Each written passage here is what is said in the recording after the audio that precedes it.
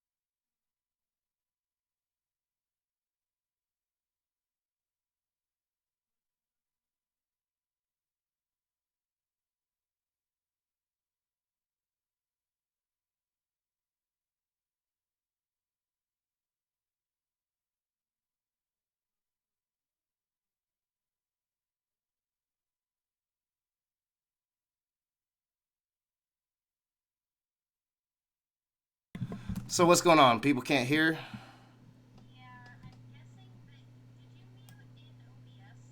Oh shit. No, it's my I am not set up, guys. I'm terribly sorry. It has been a hell of a night. It has been a fucking hell of a night. Everybody should hear everybody now. Hopefully, somebody All right, speak. hey, can you guys hear me? Hey, I finally got the Brit out of my voice. It took me a second. It'll take about 30 seconds. This is completely my fault, y'all. Yeah, I am Russian. My car is fucked.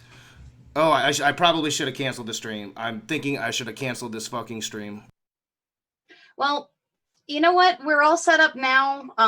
So that's kind of the important thing. And, you know, we're co-hosting, so I can handle bringing people in.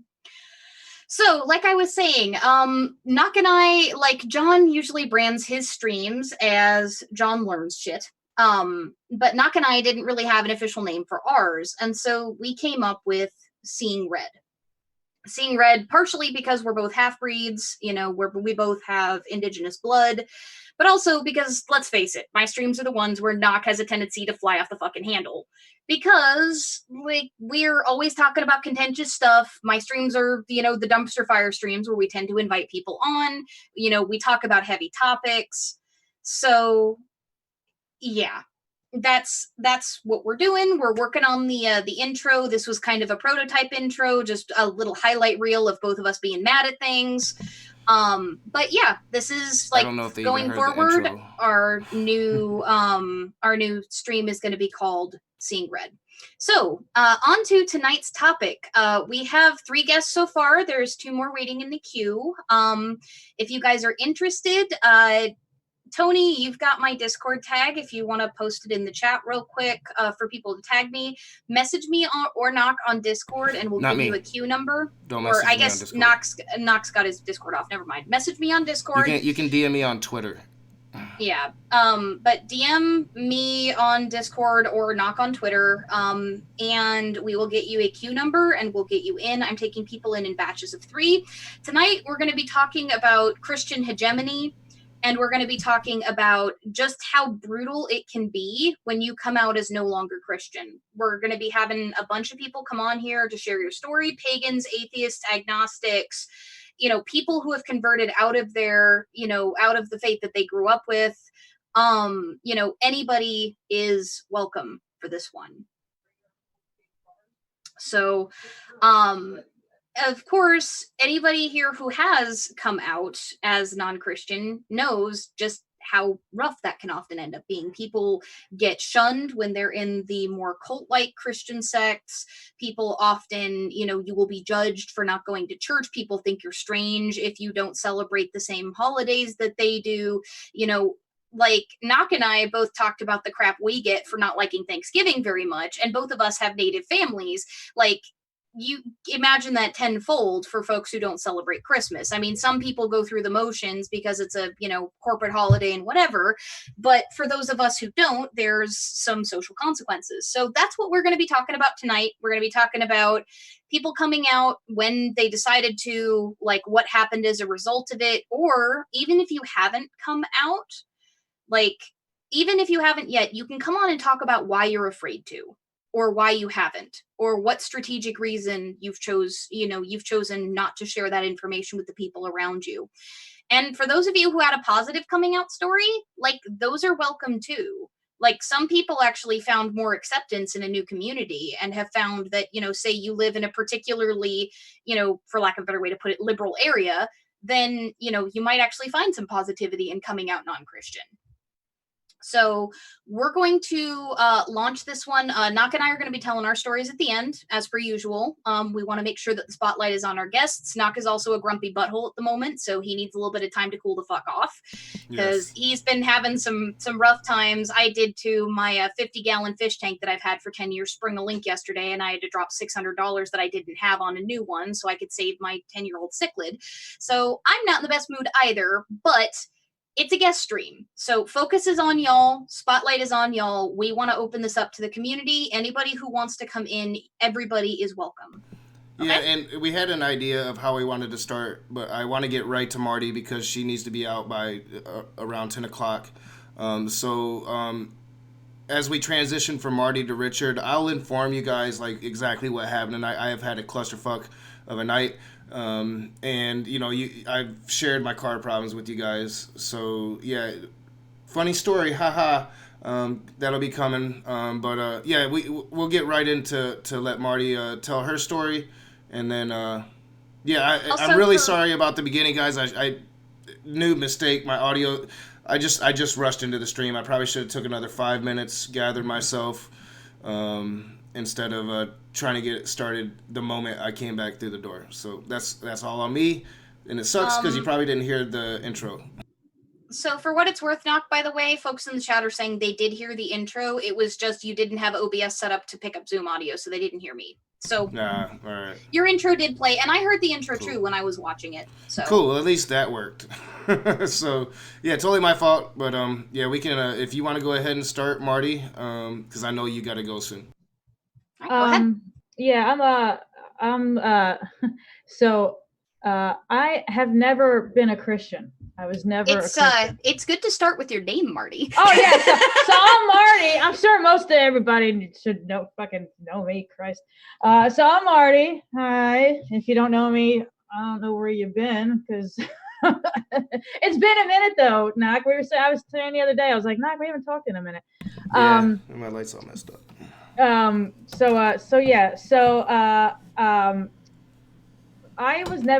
wasn't raised Christian. I was raised, my dad is a hardcore, like, staunch atheist, like, so atheist that, like, if he sneezes, someone says, "God bless you," like, he takes that personally, it upsets him. Like, that kind of atheist. And my mom, I think, is like lapsed Catholic. I don't know, never really came up. So he's an anti-theist then, what we would call an anti-theist. like big time, like really, like, does not, like, whenever I had friends come over or boyfriends, whatever, I used to tell them, if my dad sneezes, do not tell him "bless you," it's gonna piss him off. Like that. So is he just anti-Abrahamic, or is he anti all religion? No, anti everything, because when I was living there, when I first moved down here, I was living at my parents for a minute, and I have some of my pagan books. Like, he didn't understand that those books are not like Bible. It's not like the Bible. It's not the same thing. But you know, my dad's can be kind of a dick. So, but he just didn't like religion, anything about belief or anything. But he also just assumes that, because I have, I guess, quote unquote, a religion, that like, that I don't accept the evidence of evolution, or that like, it's just stuff. Pagans are different. Yeah, that's what I tried to tell him. I was like, no, it doesn't work that way. But I try to explain my, what I think, and I don't really like to use the word belief, but what I follow or whatever. And he's just closed off to any sort of explanation of, like, he'll ask me a question and I'll start to explain it, and then he'll just give me shit about it and, like, pick at me. I'm like, well, are you asking me a question to learn and to gain information, or are you just being a dick? So I just stopped answering him when he would ask me. I'm like, I'm not going to answer that question because you don't want to actually know something. You're just going to be a jerk about it. So just don't ask me. It doesn't matter, whatever it is I believe, you don't agree with it anyhow, so don't worry about it. I was agnostic for a good minute in my like teens and into my 20s. I wasn't sure. I was like, I would say, I don't know about the God. He might be there. He might not be. I don't know. And then in 1997, it was right around my birthday. My birthday is June 22nd. School lets out around then.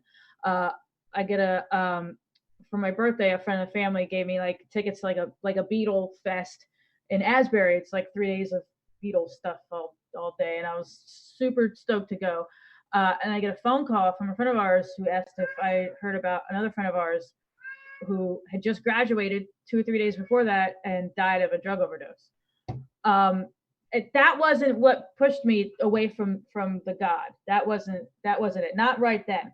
It was the funeral that made me say, if the Christian God is a real thing, I don't want to. I'm good. Because I kept hearing about how this was God's plan. This was God's plan. This was all in God's hands. This is what I'm like, she was fucking 17. His plan for her was to graduate high school. Yes, everybody hears Merlin in the background. I can't do anything about it because they jump on the counters and look for food and they're not allowed on there. So I have to keep them in here. So I actually cat, sounds like that cat wants some. Yeah, I had to keep him. I had to keep him in here because I caught my female cat trying to get into a bag of fucking pork rinds that my husband left on the coffee table. So I have to keep them in here because I couldn't watch them. Anyhow, so I apologize. That's Marley. I think that's the first time I've really heard your accent, coffee. Yeah, really? Well, yeah. Well, this is the second time we've talked, Allie. That's probably why we talk more. Yeah, we need to get you back on more, Marty. I miss that accent. I know. Stop doing streams in the middle of the day when I'm at work, knock. Yeah, and knock knock, he's not there. I'll promise not to tomorrow. I know. So anyhow, but it was the funeral. How everybody was talking about this was God's plan for her, and this is what God. She's 17. She was 17. Doesn't it strike you as insane, like, you know, and no offense to you, Richard, I know you have a very different set of viewpoints, but like how completely obsessed, you know, the Abrahamics are in particular with this idea of, you know, Sky Daddy is controlling and dictating and manipulating every single piece on this cosmic chessboard. Like he's the one who makes every decision. And it's like, well, if that's the case, then he's responsible for so much evil. Right. Yeah. And I had to explain that to my dad recently. I love my dad. My dad has helped me out more than anybody in my entire life. He loves me. He accepts me for what I am. But he doesn't necessarily, you know, the other day in the car, he's like, don't you think that just all these problems you've been having is because you don't believe in God no more? Nope. And wouldn't it just be better? And I'm like, Dad, I tend to believe that God isn't that big a douchebag. Or because I've had people say that to me with ADHD and all my shit. Well, maybe if you, I was on back probably about 8 years ago. I was on a show called The Eternal Planner. I don't know if anybody's heard of him. Rob Rennie, his name was, and he actually said to me, he's like, well, you know, Jesus, you know, can cure everything, and he's like, why don't you ask him to cure your ADHD? And I'm like, that's not how it works. Like, yeah, ADHD is something you are physically fucking born with. It is in your genes. It's going to be there for the rest of your goddamn life. Less than 10% of people get over it when they grow up. They just get better at hiding it. Yeah, I'm like, dude, that's not how it works. That's a pet peeve of mine. Yeah, I'm like, it doesn't work that way. It's not. I go, and what's funny, and Richard, maybe you can back me up, but the people that I see on my Facebook friends who are constantly asking for prayers because they constantly have problems are Christians, which makes me say, if your God can cure all your problems, you shouldn't be needing to ask for prayers every freaking day because you shouldn't have any problems because you're a Christian. So what are you telling me that? And the moment you tell them to, like, you know, maybe you should stop praying and like go get a job or something, you're the bad guy, you know? Yeah, like, I mean, so. And that bugs me. But it was the funeral that pushed me away from. I don't want to say maybe the modern Christianity, but the Christianity that we know today. Because I was like, no, this is crazy. Like, how can he? And then I got the free will argument. Okay, fine. God didn't force her to OD. She chose to do drugs and overdose. Then how can it be part of God's plan? Exactly. So I went with this route. I go, okay. Her brother is in the house. Her parents are down the hall. They had a dog somewhere in the house. Maybe God couldn't send like a little like shiver down her mom's spine for her mom goes, hey, something's not right. Let me go check on the kid. Well, she was a kid then. Or maybe the dog get up and start freaking out to alert the rest of the house.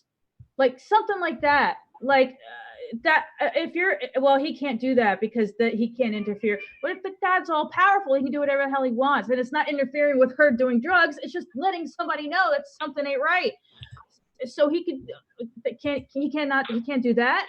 And I remember, like, I was really pissed off after that funeral. I was like, I don't want anything to do with this version of God. I don't want anything to do with it. I was already had a foot in the door with paganism from my senior year of high school. I stole a book. I stole it from the South Brunswick High School library, called Celtic Magic by DJ Conway. I don't know if you're familiar with this book, Allie, but she has God, it fucking Conway is as bad as Ravenwolf, though. I love this book, and I have To Ride a Silver Broomstick. But I've had this book, this Celtic Magic book. Okay, the Broomstick trilogy is probably the least Ravenwolf of all of the Ravenwolf books, but like DJ Conway literally wrote a LARP about dragons and created this entire insanity around like, oh, the 5 inner rings and all this other stupid shit, and like put Wicca 101 in it and then sold it to people as authentic dragon magic. Like, Conway is a quack. Oh, I don't have that. I have Celtic Magic because what made me want to get this book in the first place was the cover was pretty, and I'm a high fantasy nerd. So I was like, oh, cool. There's like fairies and stuff on the cover. Let me read this book. And it's worn to shit, and I'm trying not to use it that much because I don't want it to completely destroy it because I've had it since 1996. And I have I use it. I still use it to this day.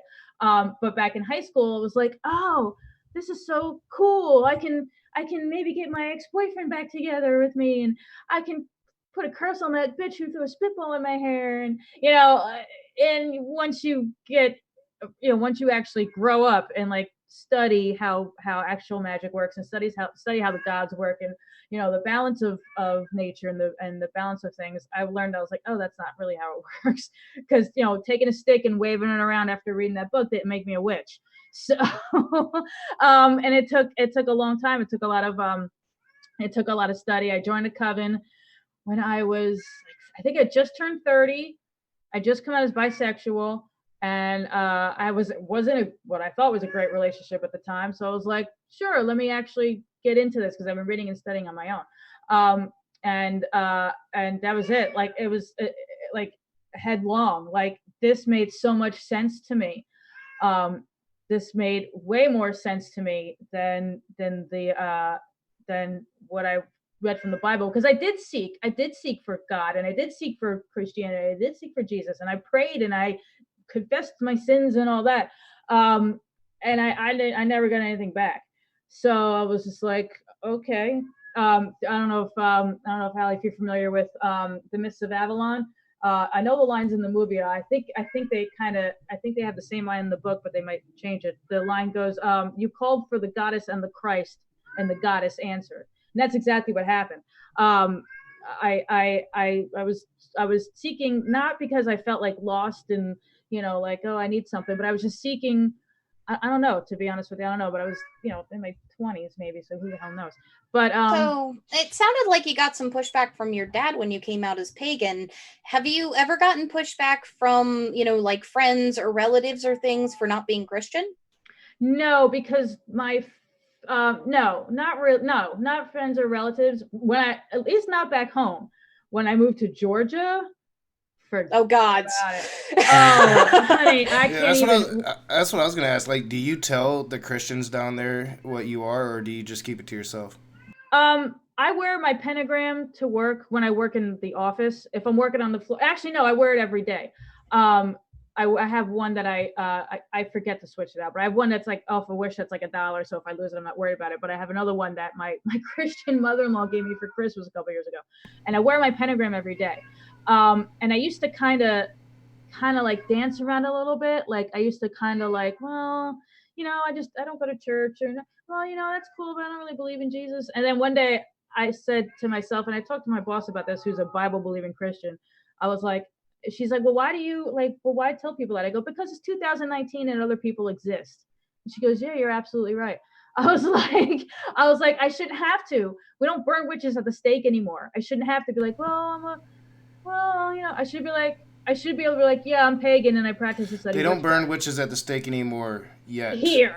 Yeah, yet. Or here, anyhow. We'll see once Donald Trump gets reelected. Oh, God, really. But, it's a big, when I first moved down here, I was waiting tables, and every table I meet, they're like, oh, my accent. Oh, and I get what church do you go to? Yeah, I don't do the church thing. Just don't. I'll get you some more ranch and walk away, because it's automatically associated with like devil worship or animal sacrifice or eating babies or stealing, and I got other tables. I don't have time to explain this to you, but now I can explain it to people, and if they just kind of go, oh, okay, bless your heart, which is Southern for. Oh, bless your heart. Well, Yeah. well, there's If they at say least bless your two. heart, they're telling you pretty much to go fuck yourself. Go fuck so. yourself. Yes, there's at least two That's Southern for oh sugar. There's something wrong with you. Yeah, pretty much. Yeah, pretty much. I learned that quick. A really good way to get around that, like as a pagan, is to answer Unitarian Universalist or something like that, because the Unitarian Universalists at least kind of accept us. Like they don't shun us, basically. Yeah, I'm surprised you don't get more pushback down there, because like I'm in contact with a lot of the people I grew up in North Carolina, a lot of them, and more so now the last 24 hours, because I've just been trolling impeachment. They all hate me, but like they all like if I were to go back to North Carolina, I would be afraid I wouldn't escape with my life. I mean, I'm that serious, and they're on my Facebook. Like, we still talk, and they'll tell me straight up if I ever come back, they're gonna fucking kill me. And I'm just a liberal, right? Like, and some of them know about the atheism, but they hate me because I'm a liberal. I can only imagine like a fucking witch in their midst. Well, see, down here, but back home, it wasn't that big a deal because. Give me a chance, not. Back home, it wasn't that big of a deal because, it really didn't really seem to be that. Catholicism was, I guess, is the more popular thing back up north and like in New Jersey, but I still didn't really get a whole lot of shit back home. It was coming here. Like my friends and family were like, okay, whatever. My dad doesn't, wouldn't approve of anything I would have done, so it wouldn't have made a difference. But it was down here from strangers, from loving Christians that and I'm like, really? Like, and which is and why I've said this before, and I'll say it again. I've said it to you directly, Richard, that if I was Sorry, I'm not laughing at you. I'm laughing Christian, at the Converse contender in the chat. That's funny. Christians are so judgmental. I hate how Christians ask for personal life. He's a Christian, so that's what's funny about it. I've said this before, Richard, that if I was to convert to Christianity, I would seek between you and maybe John Messenger Reveals, because oh wow, Utah Outcast is in the house. What's up, X? Oh my God, hi X! Wow. Thank you so much for the $2 super chat. What's up, X? Oh my God, I'm so excited. Okay. So this is a quick reminder, by the way, to anybody in the chat, since we've got a lot more people than we did when we started. This is an open room, not just a panel. So anybody who wants to come in, I've got a queue going. There's 2 more people in the queue after these folks, so there's plenty of room open in it. If you want to send me a DM on Discord, Tony's got my tag. He'll be able to post it in the chat. Tony, don't forget, there is no space between the # and the name on Discord, but if you guys send me a DM on Discord, I'll give you a queue number, and we're taking people in batches of 3s to talk about their coming out as no longer Abrahamic stories. Pagans, atheists, agnostics, everybody's welcome. If you're no longer Christian and you've gotten flack for it or not, and even if you haven't come out, come on to talk about why. And even Christians. Richard's a Christian now, but he was a Christian that left, and now he went back to I would say an alternative form of Christianity. And not to cut off Marty's Richard story. Richard is a pagan with a patron god. Yeah, but not to cut off Marty's story much longer, guys. I just really want to apologize for the presentation tonight. I was playing, trying to come up real quick with an introduction and some graphics for me and Ali having this new thing. I kind of failed. Live and let learn. We'll make it better, guys. But yeah, continue, Marty. But yeah, I mean that's basically it. Like I didn't really. There's no real flack from home. But coming down here, I've had so many loving Christians tell me how how lost I am, and they're gonna, that I'm gonna pray for you. Yeah, I'll pray for you. Oh, you're pagan. Oh, bless your heart. I'll pray for you, or I'll have fun in hell. Shut up. Like I don't believe in hell, so I'm not going there. That's like me. There's a meme that I've passed around before. That's my cat X. He's upset because I won't let him out of the room. Telling me I'm going to hell is like me telling a Christian after going to Mordor. You know, like I don't, I don't believe in hell, so that's not a thing for me. So you're literally threatening me with nothing. So, but I'm gonna get going because my thing's about to start soon. But thank you for having me on, Allie and Knock, and Richard, email me. We got to have another stream soon. Yeah, thank you so much for coming, Marty. Thank you for sharing your story. Like I said to everybody who's waiting in the queue, once all 3 of them have come in, shared their story, and come back out, then I'll take the next 3 people. But thank you again, Marty, for sharing your story. And you and I need to have a chat about DJ Conway because there's some problems with her. Well, we need to have a stream. There's something anyhow, Allie. We should probably do that. Get my email from Knock. Sure, like we could totally set that up. Yeah, let's do that. Knock, email me too, because we gotta get on some more streams together. All right, bye, you guys. Have a good night. All right, good night, Marty. Bye. All right, so real quick before Richard starts, just to kind of tell you guys the night I had. So, my dad's in town. I've had car troubles out the ass the last month again. A year after I had serious car troubles, same car, bullshit. My dad buys me a new car. My dad got up here like 3 days ago. It's a new car. I mean, it's not a brand new car, but it's a good car. It's a good, solid car. Best car I ever had in my life, type deal. So driving fine, everything's perfect. And then tonight at about 8 o'clock, I was running to the store to grab soda and cigarettes and put it into reverse. Nothing goes. Let me fix that real quick. Oh, it should be fine. So nothing goes. I'm like, what the fuck? I call my dad. My dad brings my uncle over who knows cars. And you'd think, I just bought a brand new car from the dealership. Not a brand new car, but a new car, a good car from the dealership.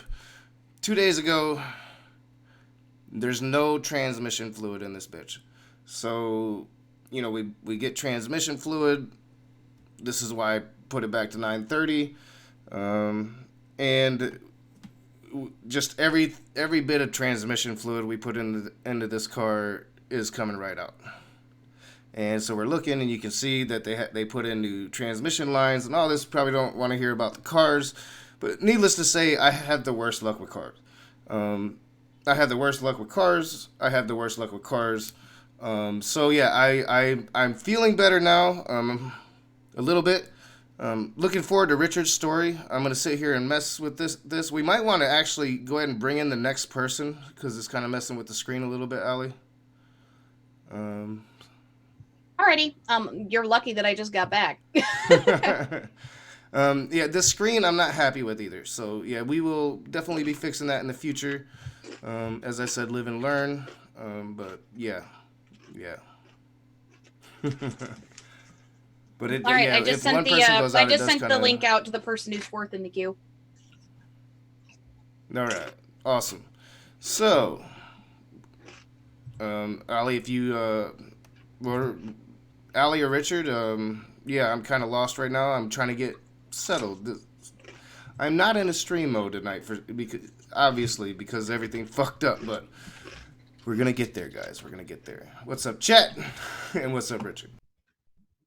Peace and respect to you all. Hang in there, brother Naka. You're gonna make it, man. You're amongst friends. Oh yeah, I'm a survivor. You got love. You got people who love you and your family. It's about everything everybody needs, you know. Oh yeah, I appreciate it, Richard. I'm a survivor. It's just I've got really bad luck when it comes to cars. Like I seriously, I should write a book about my car experience through life. I think it'll be a bestseller. I mean, to be fair, Nuck, you've had a lot of very strange experiences in your life. Like, even a tenth of the shit you and I have talked about, which, like, he talked about his coming out stuff on, or his deconversion stuff on Neil's channel, but when you go even further back in his history, some of the shit Nuck's gone through, guys, like, he needs to write an autobiography, man. Yeah, everybody tells me that shit, and I'm like, nobody will believe me. They'll think I'm making it all up. And, I get that sometimes, like, when I do my atheist story, like, people think I'm making shit up, and I'm like, Nah, man, I'm just telling you my life. Write it as if it's a fiction, and then they'll go, huh, maybe it's real. Yeah, maybe that's probably the way to do it.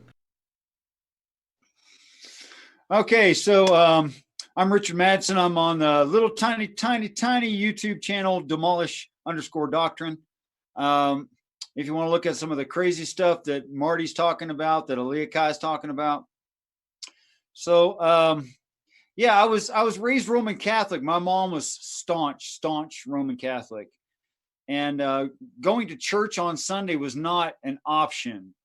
You know, there was no matter what age you got to, you're living under mom's roof, you're going to church on Sunday. And I was an altar boy because I got a brother that we look like we could be twins. Little freckle face, they call it a fairy saddle across the nose of freckles, you know? One of my partners was raised Roman Catholic. His family was like that. Like he was rushed through to confirmation pretty early. Oh, sure. That's not uncommon, really. Yeah. So we both had red hair. He had curly hair. I had straight. So they made us the altar boys because we looked like twins. Well, my dad was in Vietnam and he was an absentee dad. In fact, I barely know the guy today, and it's too bad because he's died, you know, but I kind of got adopted by this Catholic priest, and I spent, 3 to 5 hours every Sunday after church, and mom would come back later and pick me up.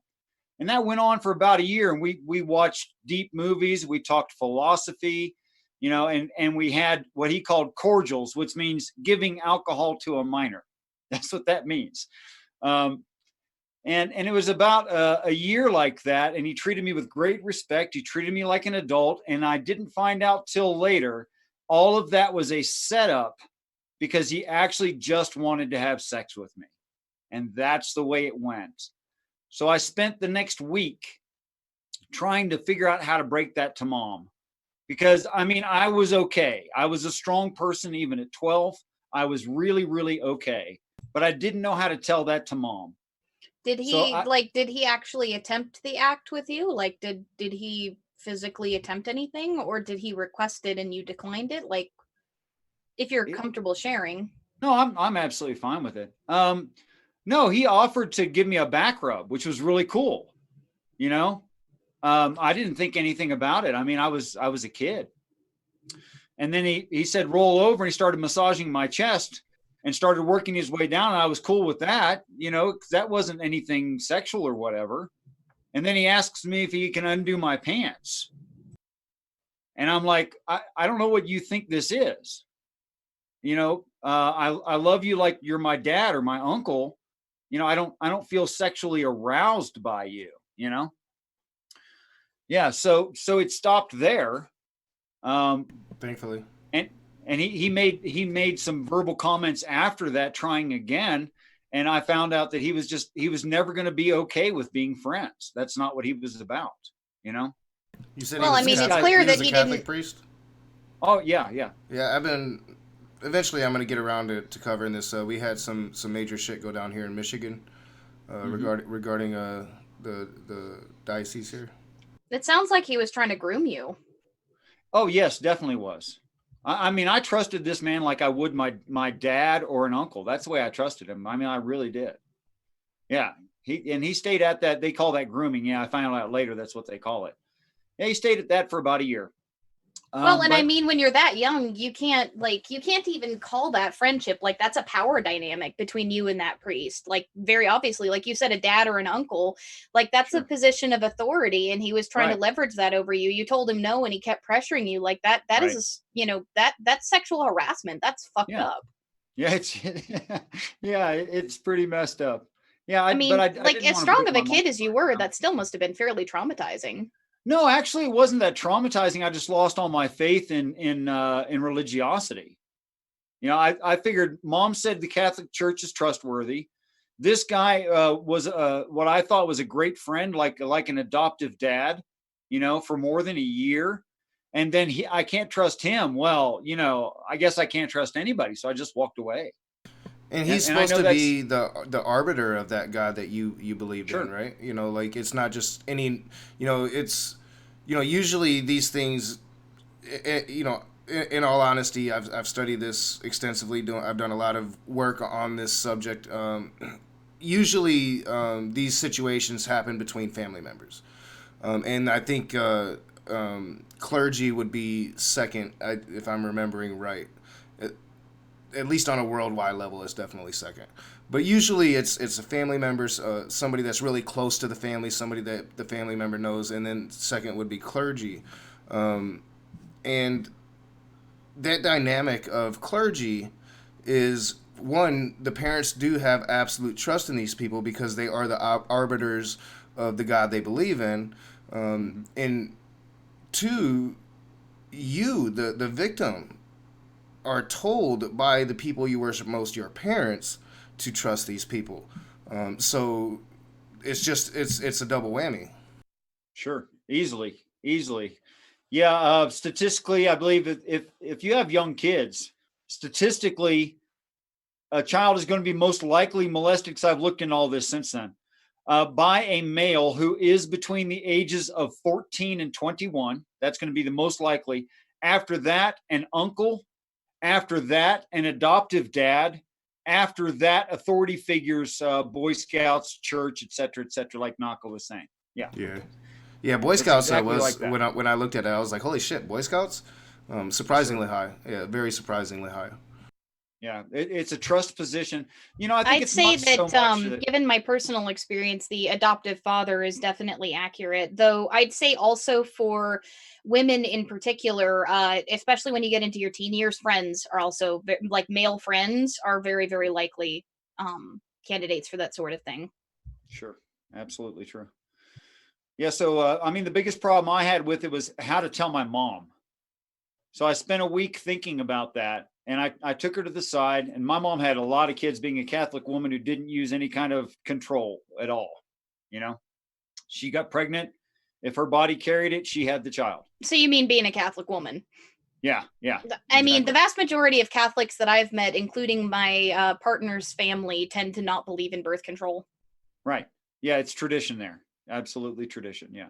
If a person is traditional. Yeah, so I do think side. that's changed a little. No, sorry to interrupt. I do think that's changed a little bit demographically recently. I know Catholics do tend to be more progressive on the political side, so I'm not sure if their ideologies along the lines of contraception and all of that has changed. But I think if I'm remembering correctly, I do think that Catholicism has come a long way in the last 20 years or so. I mean, they still got the priest problem, but when it comes to like ideology, I think that they've softened somewhat. I could be wrong, but I don't think I am. At this point, you'd know more than I would. I've been out of that church for 37 years. So. Yeah, like for instance, I know like the Vatican itself has one of the biggest observatories in the world. I think most of the Catholic priesthood has pretty much come out and said like Satan's a metaphor, he wasn't ever real, that type of thing. Like a lot of change recently. If they could just get a rein in on fucking the little kids, that would be appreciated. That would be appreciated, especially by the little kids. Yeah, the little kids, the parents. I wonder how many people have left these religions because of that. And just and what a way to leave a religion. It's not from logical deduction, thinking about it over a course of time, coming to conclusions. It's fear and hate at what happened to you that makes you just doubt everything, and you're broken. Sure. And you need to be put back together, and sometimes that takes years upon years of therapy. I mean, I just wonder, I think we all have an idea that it's bad, but just how many people has been affected all across the board, and it's not just delegated to religion. So I'm not even trying to say that. I'm just not. True. But it's a problem across all religions. Atheism too. I'm not going to leave us out of it. This is a problem across all spectrums that needs to be talked about a lot more. That's the truth. All over money, no less, because Catholic priests used to be able to marry. Yeah, I think that's a huge problem. Like, if you're gonna repress their sexuality, I mean, they're human beings. I don't believe in God. I believe in evolution. I'm not a scientist. I'm not gonna sit here and do the science on it. But I think we have instincts. I think we're animals. I've often say that. really like to trigger the Christians and call us, we're hairless monkeys. That's a fucking what's his name? I can't even remember. My atheist anymore. Sam Harris, the Sam Harris line. Not trying to get into his controversial shit, but it's just you use it to troll it. But I truly believe that we have these instincts, and if you repress those instincts, I think you're going to have issues, and we see that across the board, not just in Catholicism, but in evangelical churches, a lot of Baptist churches. Islam has a huge problem. Buddhism has a huge problem. Hinduism has a huge problem. So, I mean, it's across the board. Yeah, that's the truth. Anything that encourages repressing sexuality is going to end up with those problems. Yeah. Purple Rhymes with Orange says, at a raging atheist, Catholic Church official position on birth control is only the rhythm method is acceptable. I know what that means. I totally agree, Purple. Me and Allie's talked behind the scenes. It's time for me to start really looking at denominations and religions. We talked about doing a Catholicism thing. This will be something that comes in the future. Not in the future, but in 2020, as we do different things, trying to get, I'm going to still do response videos, but I really want to get more into, looking at religions and getting more in depth. Oh, I got to answer to my buddy, good friend of mine, Math Pig in the chat's giving me a hard time. I never said I was going to bed, man. That ain't what I said. I said my boss stuck his head in the door. I had to go check on him. Now, I didn't come back in your stream. That's true. But I never said I was going to bed. I never said that. I have recordings. Okay. All right. So, the biggest problem I had being 12 years old was finding a way to not go back and see that guy. How do I get out of that? So I went to Mom and I said, Mom, Christ is not made out of plaster. And I feel weird kissing the feet of a big plaster Christ. She thought about it for just a few moments. Never had to go to church again. Some of the older kids were a little jealous. They had nothing to be jealous of. Trust me on that. So you got away from religion. How long was it before? We've talked about this, so I know, but for the audience, How long was it before you started to think maybe there was something? I didn't think maybe there was something. As a matter of curiosity, you could call it academic. If I were an academic, I'm not. But I picked up a Bible just pretty much on a whim and read the only story that I could remember from my childhood, which was David and Goliath. And I now see it as falsifiable, provable, actual, real life stuff. So, if someone asked me if the Bible is true, it's true like it's true in reality, not like it's true the way Christians talk about it. Two very, very different things. But I believe it's completely true. Yeah, I know we need to have it's another. Hard to call me a Christian under that, though. We need to have another solo conversation, me, you, and Ali. I think because it's been too long, and we need to delve back into your ideology. Because I'm still trying to figure you the fuck out. So. Besides that, I miss you guys. I think. You're great dude. people. Yeah, I always love having you on. But yeah, I definitely want to do that again. So I know you catch shit from Christians now because you don't believe necessarily the way that they believe or the things that they believe, right? Well, the things that they believe don't work in physics and science. True. Okay. Then it don't work.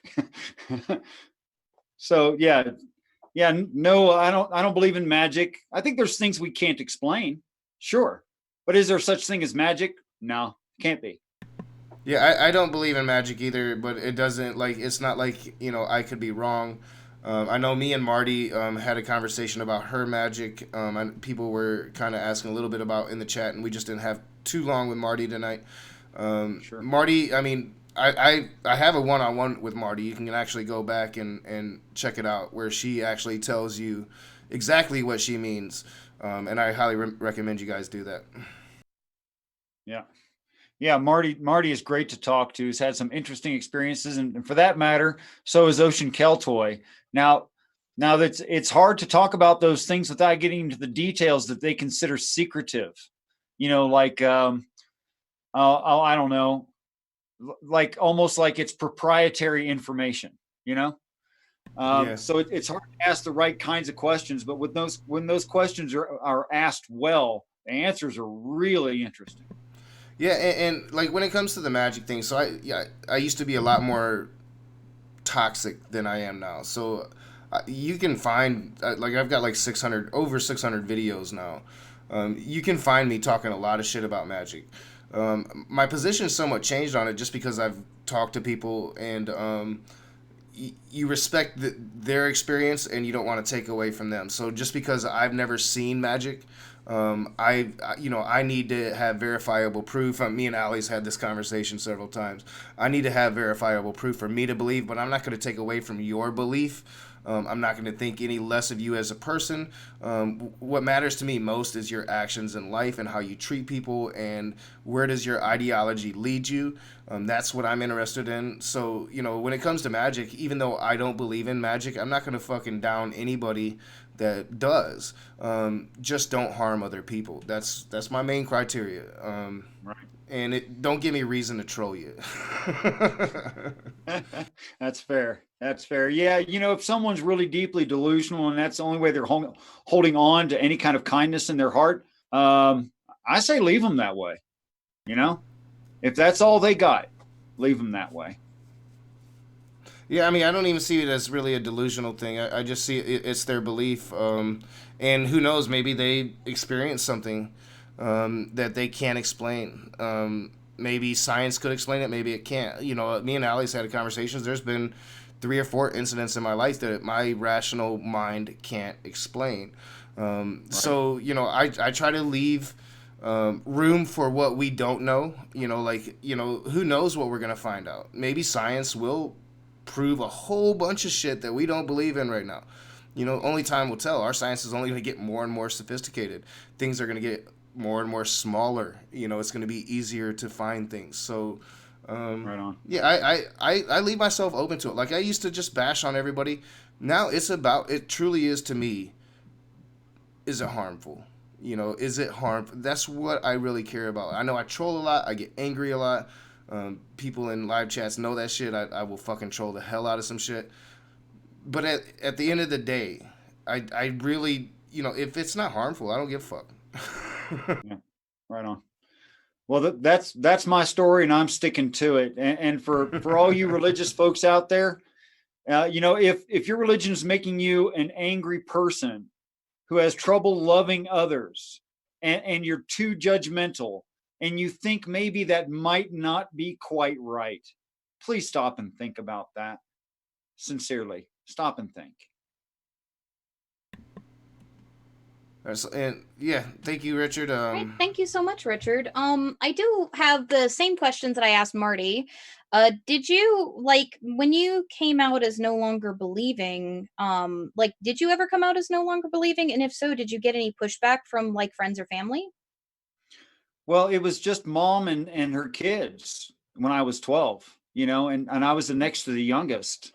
I still am, by the way. That didn't change. So, I didn't get pushback, and religion wasn't any part of schooling.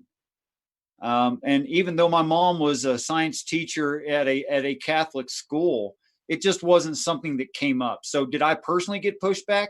No, not until this is interesting and weird.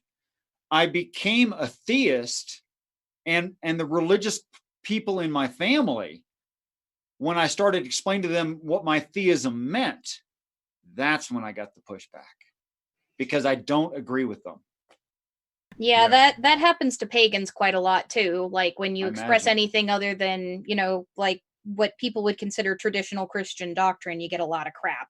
Like, oh, well, you're that close. Why don't you believe the same thing that I do? Because my experience doesn't bear that out. When Marty said you called to Christ and the goddess answered, for me, that was the Greek gods. Right. Right. You have to be true to yourself. You can lie to everyone else on the whole planet. You can't lie to you. Mm-hmm. Mm-hmm. Yeah. There's a lot of truth in that. Yeah, I agree, and it's kind of funny because I'm sure that what I get is probably extreme. I walk that edge. I put myself out there. I sometimes say outrageous shit just to get a reaction, you know. So I deserve a lot of what I get. My daughter didn't deserve what she got, you know, but I deserve what you ask for that when you come on YouTube. But it sounds like, you know, you get some of what I get, you know, and you do believe in these same gods, the same God, you know, you believe somewhat, you know, close to them, and yet they still treat you like an outcast, you know, maybe not a reprobate like me, like some of the, you know, a lot of the evangelicals like to call me. I almost showed my dad my reprobate shirt, and I just didn't think he'd get the joke. But, you know, it sounds like you catch a lot of shit. I've been told some of the same shit you have, Knock, about my own beliefs. Oh, you can't possibly have a moral system. Like, what would you go out killing people, dude? Like, okay, so let's have would you go out killing people, dude, if you didn't have the fucking Bible? Like, we need to have a conversation about you. I've heard Christians say exactly that. If it wasn't for the Bible, I would go and blah, blah, blah, blah, blah. I've heard and him it's say like, it. okay, so, hon, you need some mental health. Bless your heart.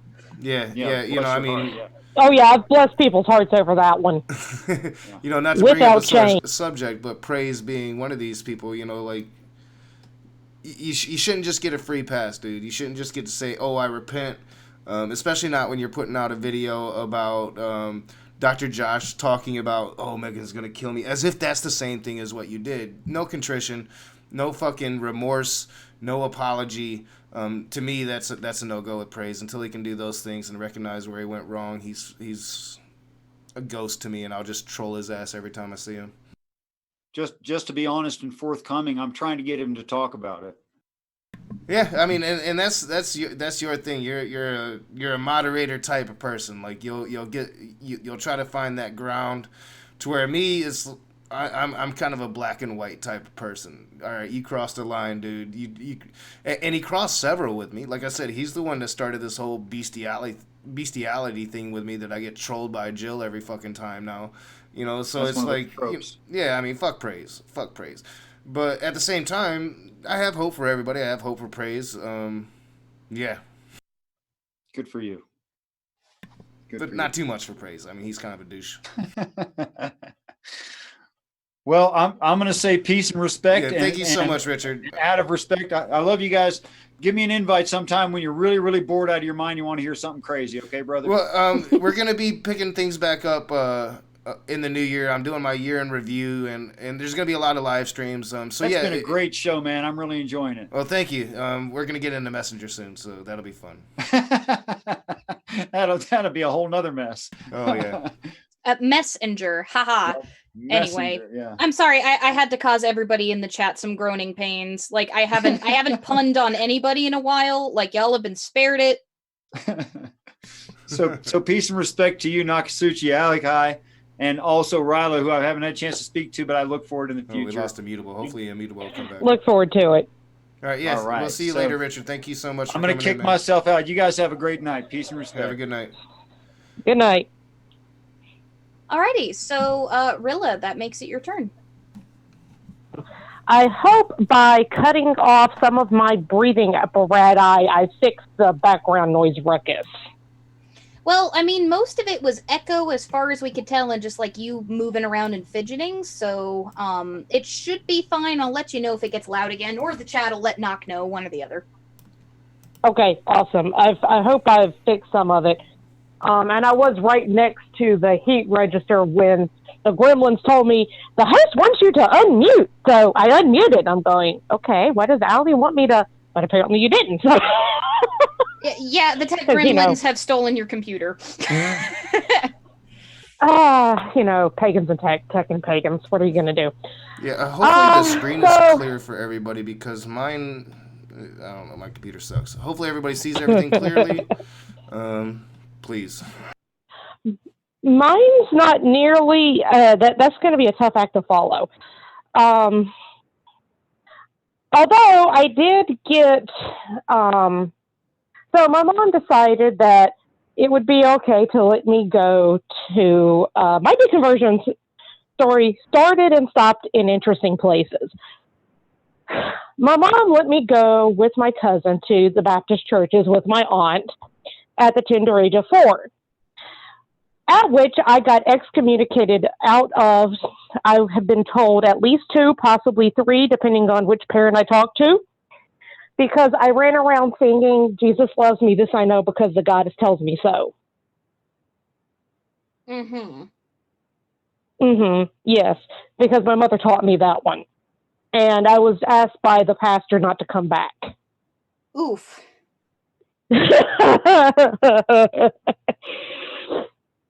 Because North Carolina Southern Baptist ministers don't appreciate that kind of hoo-ha. And apparently they figured even at the age of 4, I was, irredeemable. This one is trouble. This one was trouble. And Mom also decided when I came back from a sleepover where I went to church with my cousin, talked at the age of 4, talking about demons and going to hell and Satan and all this. And my mom was just sitting there looking at the dinner table, and my mom is looking at me with utter horror. She goes, "What about Jesus and the little lambs and love?" "Oh, we didn't talk about that. We talked about Satan and hell." She goes, "Yeah, you're not going to any of those churches anymore." Was it a Baptist church? So she hands me, Baptist church. Sounds Baptist. So probably a NIFB church now that I look back on it. It was a very fundamental Southern Baptist church. It was probably the old IFB. It was probably the Independent Fundamental Baptists. Sounds like a lot of people are probably. Because the NIFB was founded not too long ago, but it came off of the old IFB, and so it might have been an old IFB. Yeah, it very likely was. So my mom hands me this giant children's picture Bible that did not sanitize anything. I don't think it was meant to be a children's picture Bible. It certainly did not, nothing was sanitized. Nothing was edited. And it was not based off of the King James. I don't know what version it was based off of because I can't find it anymore. I think Mom reclaimed it. But I did look, what I remember, the bit where Jezebel was thrown to the dogs was rather accurately depicted. Oof. So that was my church from the age of 4 to 10 was that picture Bible. And as kids do, I just kind of read through that and went, well, this is a load of bunk. So from the age of 4 to 10, I was a little tiny atheist. And then Mom decided, I should probably get her into another church. So she dropped me off at the doors of the local Episcopal church once a week. And that was my church from ages 11 to 14 when I stumbled onto Wicca. And I graduated from that into Recon. But I never really got off of the books at the Episcopal church. So for folks, by the way, who aren't familiar with you, do you want to talk about which particular Recon you are? Specifically Welsh Recon, with a little bit of eclecticism thrown in there because trying to recon Welsh is like pulling teeth.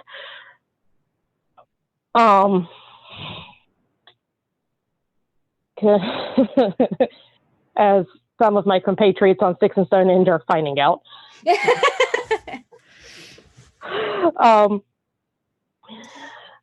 So, by the way, for you folks who are familiar with her, Rilla is a very good friend of Sticks and Stonehenge. She is a frequent guest on our channel and has actually made an appearance here several times. If you guys missed the stream where she came on and we talked about disability, it is well worth checking out. I agree. Hell of a stream. It was a great stream. Oh, thank you. I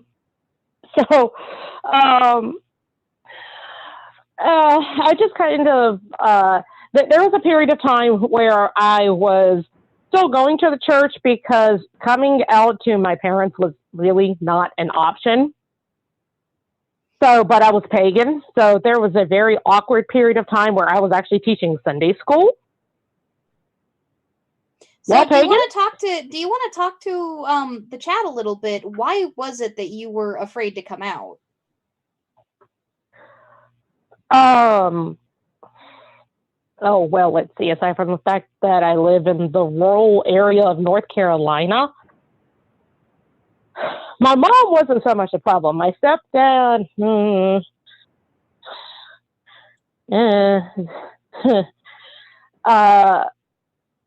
would not have taken kindly to it.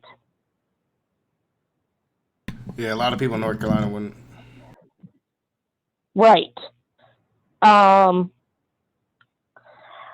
And where we are, as a matter of fact, I was actually getting to that. I kind of laughed when Knox said something about North Carolina earlier.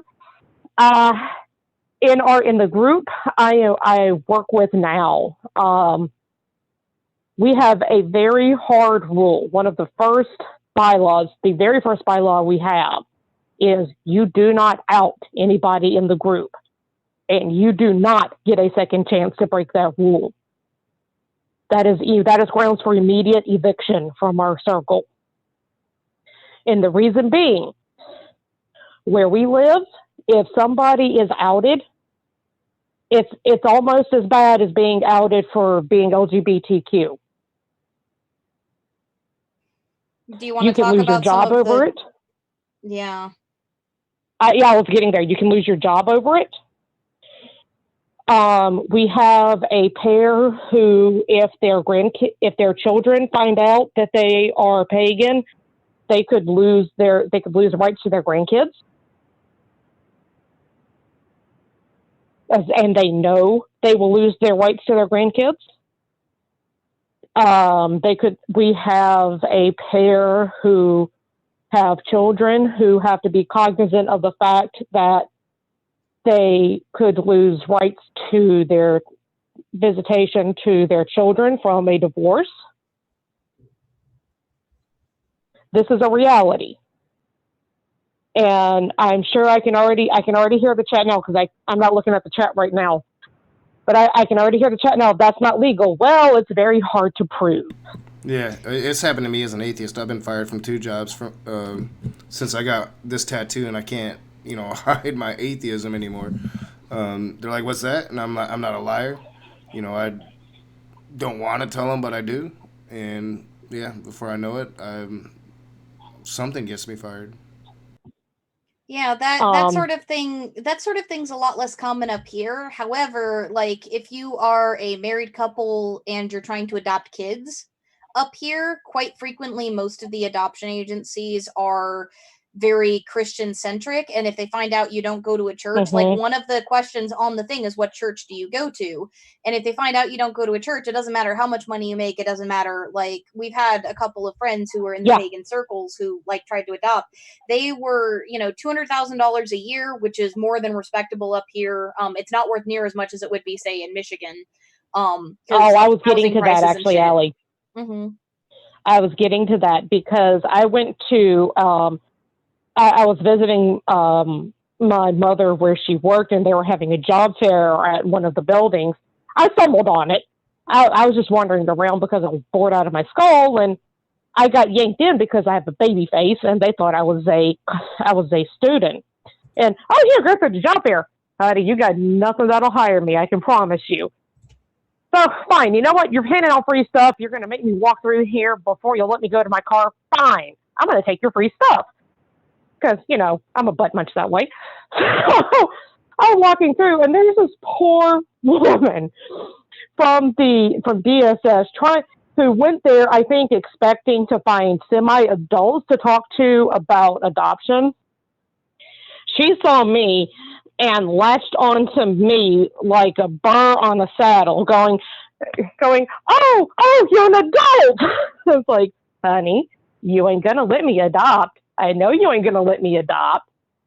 And she's going, oh, because she's talking to me. She's, she found out that I'm a homemaker and this, that, the other. And, "Oh, yeah, all right, this is great. Yeah, fine." And I said, And then she asked me the famous last words, "So what church do you go to?" I said, "I don't." And she just face fell.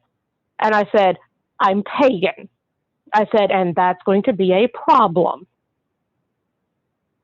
Yeah, because we live in a Christian I said, country. even if You know, I mean, atheists don't like to admit it, but they think it's a Christian country. I mean, we're not really. If you go back to the founding fathers, all of that, yeah, I understand all of that. They think it's a Christian country, and this whole Christian victim complex, you know, like their religion is being attacked, infuriates the fuck out of me because I live in a Christian world. I'm an atheist in a Christian world that doesn't hide it, and yeah, it's not easy sometimes because even Christians that aren't fundamental like praise or Jill or something like that, they hear atheist and they just automatically assume devil worshiper. You know, it's like the worst possible thoughts. I will give that woman credit. She said, I don't have a problem with it. And I said, uh-huh. I said, but how many people in the rest of the system are going to be as open-minded as you? And she said, I'm not going to lie to you. That just made things harder. Yeah, just to address the chat, if you do want to come in, you can message, you can DM it on Twitter if we're following each other. If not, you can email me at TheRagingAtheist, DARagingAtheist@gmail.com, and I'll send you the link that way as well. And since I brought things down, I'll end this on a bit of a lighter note. So with all of that in mind, when my husband and I got married, we looked at the composition of our families, and we looked at the composition of my family, looked at the composition of his family, we looked at our friend circle, and we did a cost-benefit analysis of having the wedding we really, really wanted, which was a pagan wedding, versus alienating half of our family. So we had a wedding in the Episcopal Church with no less than 5 pagans, not including the bride and groom, and at least one atheist that I know of in attendance in the Episcopal Church. Yeah, I've been to a couple weddings and I've been to a couple funerals, and it's always uncomfortable for me. Like, it's always very uncomfortable for me to go into a church now. For one, I feel like I'm disrespecting the church, you know, and I don't like doing that. But it's also I'm disrespecting myself by going there. And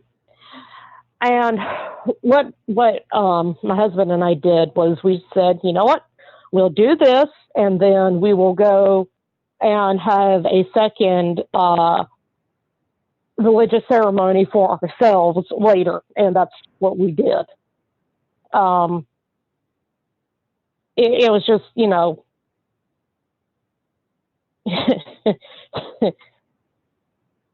the things you have to do to keep the peace sometimes. Yeah, it can be a real struggle. Thankfully, so I frequently talk about both partners. My husband's family is very atheist. Like, he was actually raised semi-atheist. He was never raised like religious per se. His parents aren't really anti-theists. They're just not theists, if that makes sense. Like, they're kind of, they don't like preach against religion, but they're not religious either. They're kind of like ambivalent atheists. So when we did our wedding, we were actually able to do I had a friend who was he was ordained with the Unitarian Universalists, and he did a full pagan wedding for us. But my other partner, and when I talk about my coming out story, I'll talk about this a little bit. My other partner has been completely shunned by his entire family, just about. Only his dad still talks to him, and one of his brothers out of 4. And his sister and his mother don't talk to him either because he is dating a pagan and has come out pagan. Yeah,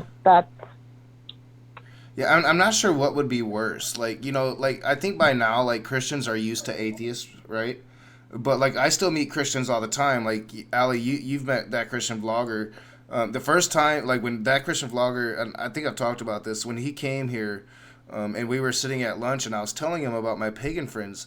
He was like, just blown away. He didn't even know that like people still believed in those gods, right? So like when we went into the live stream, and I was like really trying to tell everybody, like, yo, he really has no fucking idea, right? Oh yeah, he grilled me when we had lunch. Like we spent hours and hours talking. Like he said that, he had never met somebody who worshiped the old gods. He'd been to India and he had talked to Hindus there, and he said that it was a very different sort of relationship or lack thereof with the Hindu gods. But like he had never heard of anybody who worshiped the old gods. And a lot of Christians are like that.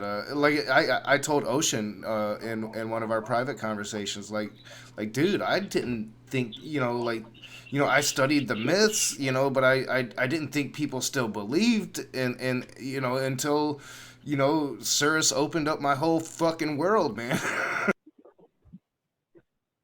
Now it's like it's become a thing. It's just natural to me now. I'm used to it. But like I didn't fucking know. Like I had no idea when Ocean said when Matt Powell came into that Cirrus broadcast, and he left all in a huff, and Ocean was like, yeah, I didn't even get to tell him I thought that I believed in Thor. Like I thought he was joking at first, and then within 10 minutes I'm like, no, he's not joking. Wow. Well, that's because Allie and mine's religions have been relegated to myth and legend and the recesses of time as this, like, I hate to use this phrase, but my brain is not cooperating this week, as this giant propaganda thing of let's get rid of all other deities but Yahweh. Well, I mean, the Christians of old, and even some modern Christians, because, like, let's not forget that when George W. Bush went to war with Iraq, he said God told him to do it. He called it a holy war. Oh, yeah. Like, I can, for people who doubt me, for any angry Republicans in the chat, I can pull sound bites for this. Like, he legit said that when he went to war. I remember that when I was a kid. And I remember my stepfather cheering him on and my mother being quite disgusted, but that's because my mother is that rare breed of liberal Christian that, people, it's that myth that you hear about every so often and very rarely substantiate. They are out there, and they're like, I think more and more of them are coming out of the woodwork. But like, God is Gray, I've heard, is one of them. But like they killed off those who would not give in, like those who would not, pay lip service to, the king with the crown of thorns. And, like in countries like this one, Knock and I on Thanksgiving talked extensively about how it wasn't even, legal for us to practice native indigenous faiths until the 1970s and 80s. Like up until then, they used the law and they used sword and they used forced sterilizations. Like there is a long history of Christians putting people to literal death or killing off the cultures of anyone who does not believe in their God. Yeah, and I've covered it. I mean, the witch trials, they were killing lots of Christians, but they were killing lots of pagans and witches. It's I've covered it extensively. I think that the Christian faith spread itself through the sword. I've been very honest about that, and I think that we see the ramifications of that. Like I think that we're close. I mean, we're close to having some form of Christian law instilled in this country, and once you get some, there's going to be no stopping it. And people think that it can't happen today in this modern world. It can, and if we allow it, it will. History repeats itself. I'm a firm believer in that. So yeah, like for anybody who says it's not dangerous to come out as an atheist, it's not dangerous to come out as a pagan, like it was 40 years ago that like you could be jailed or potentially put to death for practicing an indigenous native faith. Oh yeah, easily. Like 40 years is older, it's like only 12 years before I was born. And I still get it today. Like when people, like when I tell them like how I practice the Native American religion because I look white, they're like what? Like it's fucking weird. I'm either lying about it or I was like some fucking hippie, which I was. I'm not gonna fucking lie, but I mean, it was, you weren't really serious about it. You didn't really believe that shit. You were just trying to get high. No, I really believe that shit. I still believe in a lot of that shit. And I think it's a beautiful religion, and I think it's so much better than Christianity. But they have this complex, right? Like it's built into their religion that there's only one God, and His name is Yahweh or Jesus or whatever the fuck they want to call Him. But there's only one, and anything outside of that, well, that's not them, and they're not going to agree with you, and they're probably going to hate you. Well, and I think that there's like, and Rilla, like you live in kind of the center of this sort of behavior. So I want to give you a chance to speak on this.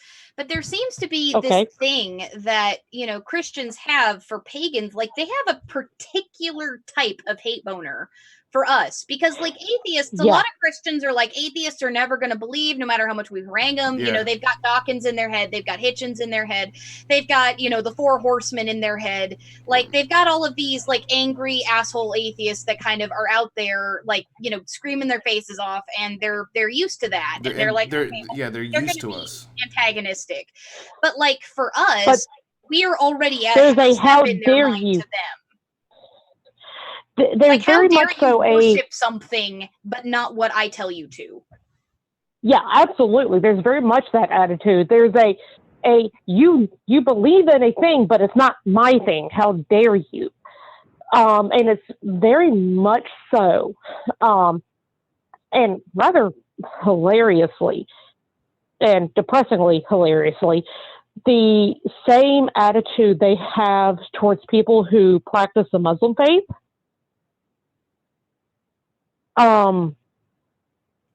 Which it's almost that same level of vitriol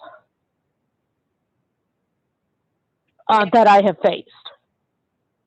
Not quite the same level of vitriol. I'm slightly better than, I have faced slightly less vitriol than somebody, I think it's one of my Muslim sisters.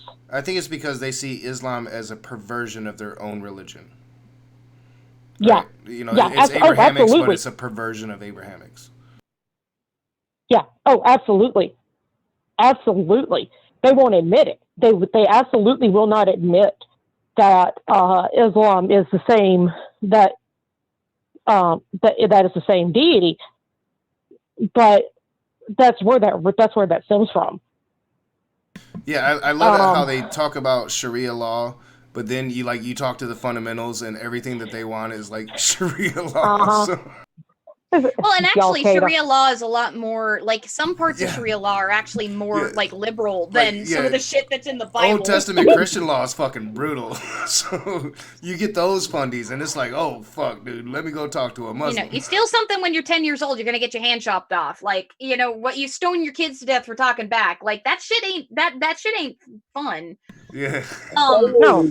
So maybe like Trump being removed from office isn't the best thing, because Mike Pence is definitely that douchebag. Yeah, he is.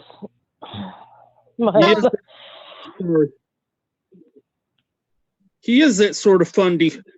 Oh man, I mean, dude calls his wife mother. Come on. So that's creepy on a whole nother level.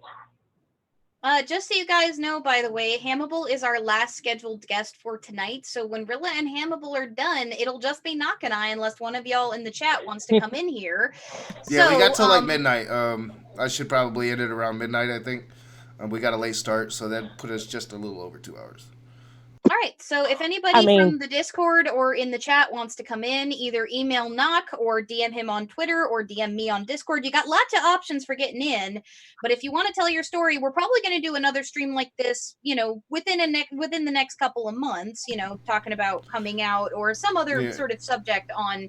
We're going to be doing open rooms once a month, and it's going to be hard to get Christians in. But and if you're interested in like just maybe a one-on-one interview with me and Ali, I'm going to be cleaning out my emails, and we'll be rolling this stuff out in the new year, guys. I really want to extend what we've been doing and make it better. Yeah, so we're going to do probably one-on-one interview per month. We're going to do one themed open room like tonight, where we're going to invite people in to talk about a particular subject. We're going to do one panel with a subject, which our next one is probably going to be eating disorders. That's what Knock said that he wanted to do after the after party. And we're going to do one dumpster fire room where literally anybody can come in. I'm going to have a max number of people, so y'all are going to need to make sure you ask early. We're going to reserve at least 1 or 2 spots for fundamentals of some kind, Christian, Abrahamic, etc. Muslims, But like those are going to be but those are going to be the rooms where people just come in and they want to get into a fight with us, and we're perfectly fine with that. Getting back to some old school raging atheists. One illustration of some of the bullshittery I've had to put up with, and one of the reasons I'm extremely cautious about who I let know what my faith is. When I was in college the first time around, and I was much younger and dumber and had less was more vocal about my faith, I had a young gentleman who was Catholic who sat behind me in one of my classes who would randomly sprinkle holy water on me in the middle of class. Wow. So, that's okay. I scared the crap out of him one day because in the middle of class when he'd started doing it, I just randomly started screaming that it burned.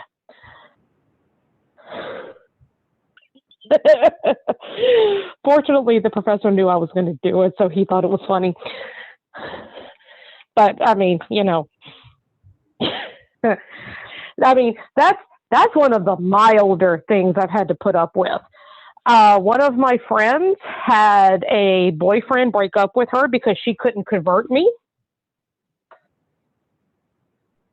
Oh? Yes.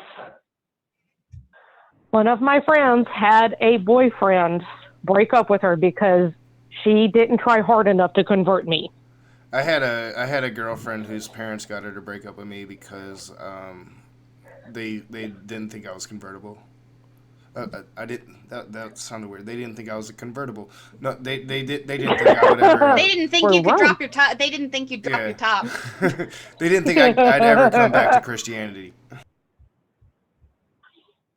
Yeah, that's the kind of area I live in.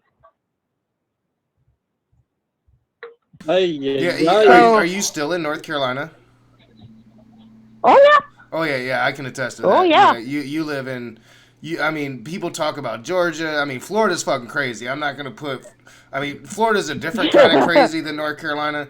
But I mean, if you want to see some fucking, you want to see some shit, drive through the mountains. It's all purdy. I'll give it's purdy, and then lock your doors. Go talk to some people.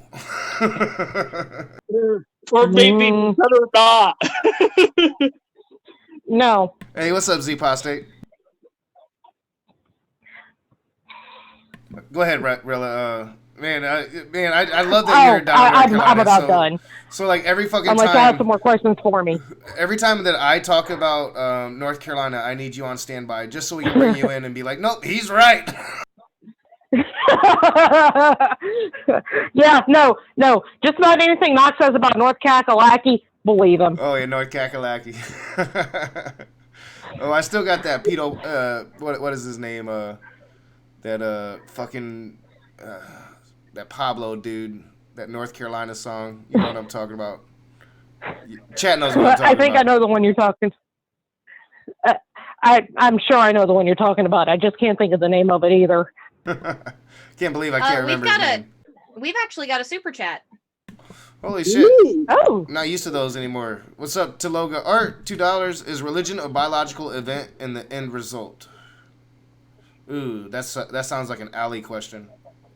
I'm not actually sure what you mean. Like, are you asking if religion has a biological basis, or if, like, coming to believe in religion has a biological basis, or, like, could you, if you're still in the chat, could you clarify your question a little bit? Because I'm a little confused. I'll give you a minute to type up and clarify, because, like, in terms of religion having a biological basis, there's actually some evidence that it might, and that is the fact that both Neanderthals and Cro-Magnons buried their dead ritually. And we've also found, like, artwork that appears to predate the evolution of complex, like, speech glands that appears to or speech glands, herder, complex like evolution of like the voice box and such to allow for speech. There's artwork that many people believe to be ritualistic or, believe to be of gods and goddesses. So if you're talking about religion having some kind of biological basis, there appears to be evidence that prior to like sophisticated higher level functioning of the brain, there was some level of religious activity among hominids. Yeah, and I can attest to this. I was an atheist that trolled incessantly about how atheism was human beings' natural state, that religion was at most 10,000 years old. I was educated by several people. It took a lot of arguments. One of those people was an atheist named Jim Majors. And it took a lot of arguments for me to admit that I was fucking wrong. I was fucking wrong because the history does show what, I mean, I think the earliest relic is somewhere around 350,000 years old. So Tioga clarified their question to be, does the phenomenon of religion originate in biology? Yes, so is spirituality important? I would say in terms of spirituality, I would say that ritualistic behavior appears to be important for human beings. Things like, for example, meditation is a practice that originated with religious practice, but is found to be physiologically beneficial. Having daily routines and other ritualistic behavior is shown to be psychologically beneficial. Is spirituality itself important? I find it important in my own life, but I would say there are a number of people in the live chat that would say it's not to them. I think the answer to whether or not spirituality is important has less to do with biology and has more to do with your own personal values and the things that you find important. And again, this is an answer coming from a theist here. Like, I am deeply religious. I practice my religion just about every day. But like, that doesn't necessarily mean that I'm going to sit here and say, well, everybody should. So the answer, I'm with yes, Allie. it appears to originate in biology. Yes, it appears to be some kind of biological drive that hominids have relating to our higher cognitive functions. Whether or not that means that, that was put there by the gods, or whether that means that, it, like, we experienced them and it came to be because of that, or whether it's just our pattern recognition got so haywire, and so overblown that we began to see these supernatural powers when we otherwise couldn't explain things. I don't bloody know. Like, I know what my experience tells me, but I can't give you an answer. As an atheist, I want to think that, since the very beginning, humans have been trying to explain, since we got some form of sentient thought, that we've been trying to explain how everything is as it is. And I think that hundreds of thousands of years later, we're still trying to fucking do that shit. With all of our technology and all of our sophistication and how far we've come, we're still trying to answer those very simple, vital questions. And it's kind of fascinating that here in we're about to be in 2020, that we're having the ability now to have these debates with people literally all over the fucking world. The world has become so small that we can literally talk to everybody about these things. And hopefully maybe one day when we're all gone, we'll come to a solution on them. So yeah, I hope that was, like, I wasn't trying to seem like overly middle of the road or like wishy-washy there. That is legitimately my personal take on this. Not that I have had this conversation. Yeah, we've had this conversation many times. He asked me the same question, actually, when we were getting to know each other. We were both high as fuck, so we got a much more long-winded version of that. It's always better when you're high. Yeah. But yeah, like, I love having these conversations. Like, I got into a brief Discord spat on somebody else's server earlier, and like, I felt bad because I just didn't have any time to really clarify my position or explain myself fully. But I just didn't have fucking time. And I'm like, dude, we can, if you want to schedule, we can schedule a VC. Yeah, it just really sucks sometimes that you don't have time to finish conversations you would like to finish. But I just love these conversations. This is what I live for. All right, so before we let Rilla finish up and get into Hamable, that's a great opportunity to plug the Discord. We actually have debate rooms where, people of all stripes, theists, atheists, anti-theists, etc., so long as you follow the rules, and you have to read them in order to get into the server because you got to find a password, can have those sorts of discussions. We've got debate rooms, we've got, general rooms, we've got a section for like political news. There's even a dumpster fire room where, short of using slurs or calling somebody delusional, because there's rules about delusion, it has to do with it being a medical term, you can say whatever the fuck you want until somebody disengages. So if y'all haven't gotten a chance, I'm sure Tony's going to be swooping in there with the link at some point because I'm mentioning it. Like, come hang out on our Discord. Like, it's not just a fan community, it's a heck of a lot more than that. It's growing and evolving, and I help run it. But me and the mod team, we're constantly listening to suggestions. That doesn't mean we're going to do what you tell us to, but we're always looking for them. So yeah, we're gonna be really building Discord up again in 2020, and I've got to work on my own personal shit. I got to be better with right-wing leaning people. And you gotta stop banning people for making you mad. Yeah. It happened recently, and I gotta follow the rules that I insisted that we set. So I'm gonna be better about that. I've gotten Knock in trouble on Discord. I'm like, Knock, you can't ban people for disagreeing with you. Like, it's not okay. I'm like, but they're talking like they're Nazis. It doesn't matter. They didn't use a slur. You don't get to ban them. That's not an insta-ban. Go lock them up in the silence chat if you want to, but you don't get to ban them. I'm going to be better about that, and we're going to be really focusing on Discord in the new year, and I want people to feel like they can come in and they can disagree with me, and so I got to be a bit better about that. You demanded debate rooms just so you could fight with them. I did. I insisted upon it. So, I apologize for that situation. But I'm a dumbass sometimes. Sheepish Knock is sheepish. Yeah, they made me mad. So that said, and I'm not talking about Will Kincaid. Fuck him. Yeah, fuck Will Kincaid.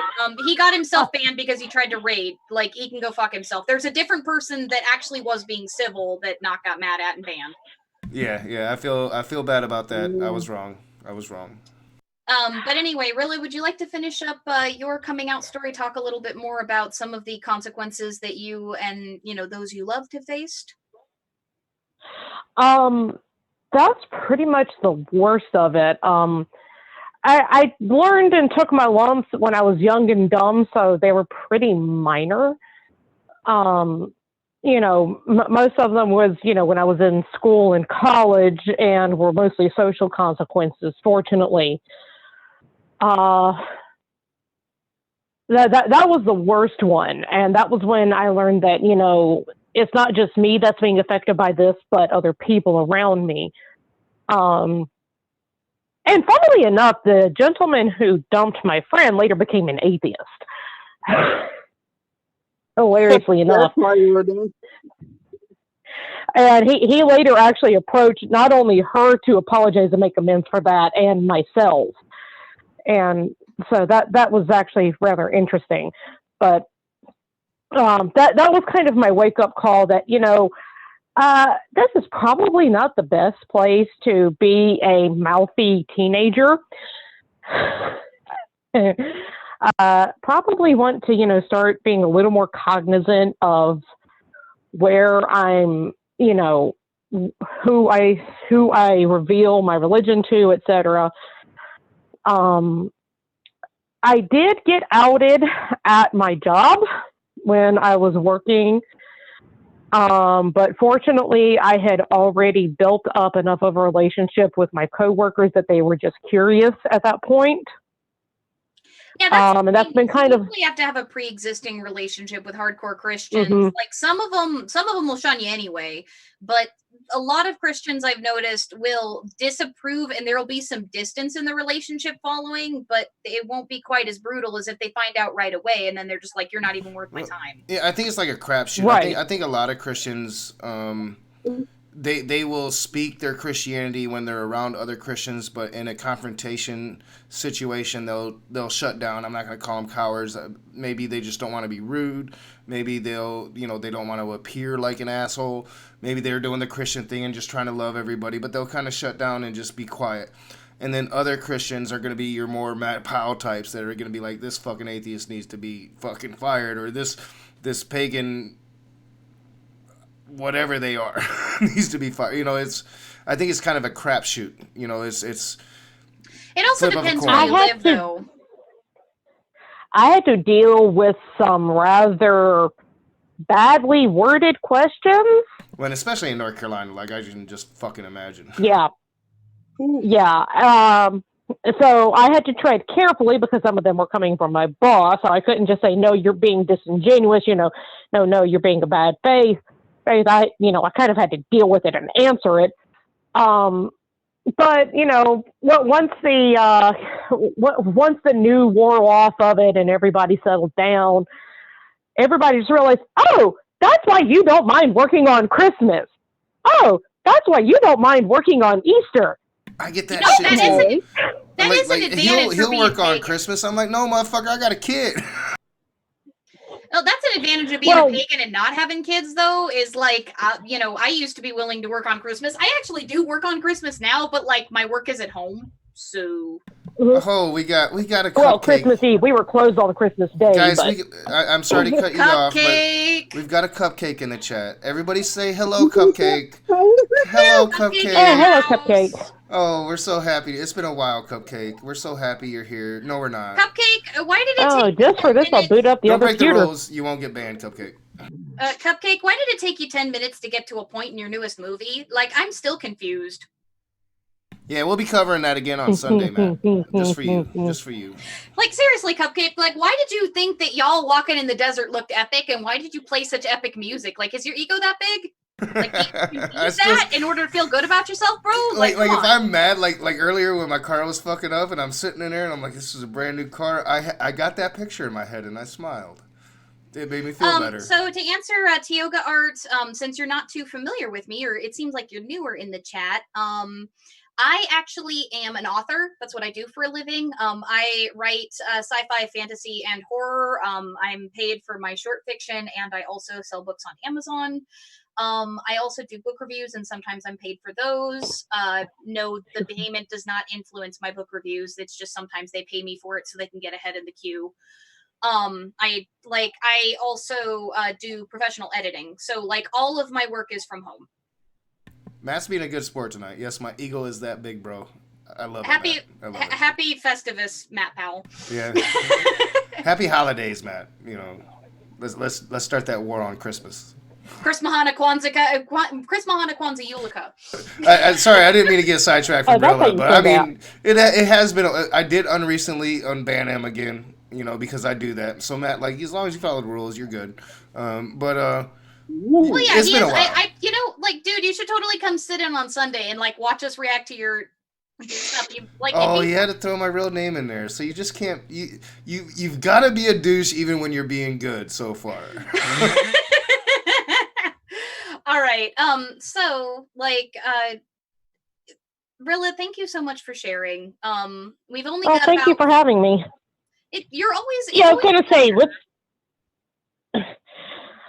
was gonna say let somebody else have the floor. I can talk y'all's ears off for forever. Well, with three like people in the chat at least that have ADHD. I don't remember if Hamable said that they have it or not, but I know that Knock and I and you said you do. Oh yeah. Mine is yet to be determined. I definitely have been diagnosed with OCD, but Allie definitely thinks that I have some ADHD. Stop lying. You have it. I have it. Definitely have it. I have to struggle to keep some of my thoughts straight. Yeah, that's 4 for 4. All right, so thanks again, Rilla, so much for coming and for sharing your story. And this is a reminder for all of y'all who have coming out stories. Not everybody has a horror story when it comes to coming out. Like, half of my story is a horror story. Like, y'all keep talking about, North Carolina, Nebraska. That's when I was Oh. atheist, was when I was in Nebraska. So, like, eventually, y'all get to hear that. But like here Yeah, I in mean, mine was Washington, pretty chill. significantly less so. All right. I'm going to dip out. Y'all have a great night. Thank you so much for having me. Yep. Have a good night, Rilla. You know, one of these days we're gonna have a cupcake coming out story. Cupcake with his epic walking. Yeah. That epic walk in the desert. He's gonna come out that he's got bone spurs from all that walking in the desert. He can't be drafted. I would think Steven Anderson would get all the bones first because he's been doing that for a lot longer. Oh man! All right, so Some comic Hannibal, relief. you are our last person in the queue. Yeah. Yeah, mine will be short and quick. I just kind of want to talk about just living in a Christian world for a bit. Well, Yeah, I mean, like if you wanna go over to the wait, you can't open up group chat because the way you've got your shit set up. Damn it! I was about to say like there's a thing that you've told me that I was curious if you were gonna mention tonight. Oh yes, my entire saga actually started when I actually started quite young. As in, I started questioning the existence of God when I was like 5, 6. After I think maybe it was 6 when the big old tornado went through Oklahoma City. As in a whole bunch, as one knows, Oklahoma is quite religious. I didn't live there, but I knew that a lot of Christians did. Yeah, I remember that tornado. Yeah, it made me question when I questioned the Sunday school teacher about it, and they had no answer for me. I had a similar story. For me, it was dinosaurs. It was around the same age. I went to a museum, and I had been taught young Earth creationism, and I was introduced to dinosaurs and fossils. And I went to our preacher, and asked him about it, and he had no fucking answer. I think his answer was it was a hoax, and I was just like, huh? Yeah. How do you fake bones that big? I've seen them in the walls. Yeah. I mean, he lost me there. So yeah, I think that's my first experience of doubt. And as an I thought it would be hard.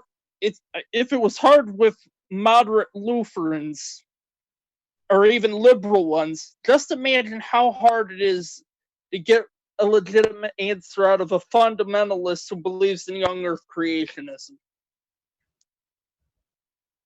Oh yeah, I tried, and that's why I've talked about it before because I'd always heard that it was like a hoax, and now there's this whole new young Earth creationism thing to where they tried to lie. I mean, Matt's in the chat. He can. I mean, we all know they lie. They lie about the science to kind of fit their narrative now.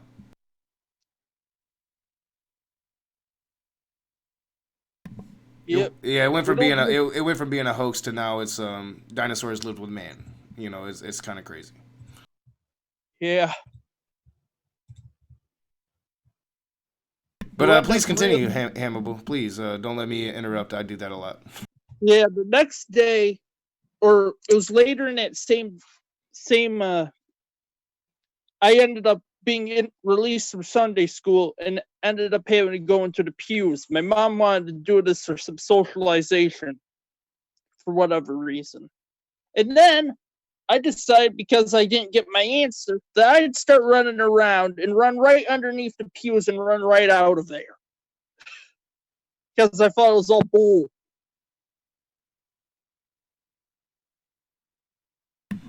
So what kind of response did you get from your family? At that point, Mom pretty much knew I was too hyper and didn't really understand anything of the religions. I couldn't really pick it up for whatever reason. So did they let you stop? Yeah, they pretty much stopped going there. Also because my mom kind of had some new agey beliefs, as in she later she once took me to a crystal store elsewhere in a section out around, I think it was Flint once, when I lived out in the thumb. I used to be into crystals big time. I still actually collect crystals, but I used to think that they stored energy and Oh you yeah. could Really? cleanse your chakras and all We that fun also went stuff. to some of these psychic woo type Yeah. sorts, like up in there's this woman out in I think Glenny or Hale. Oh my goodness, way up north.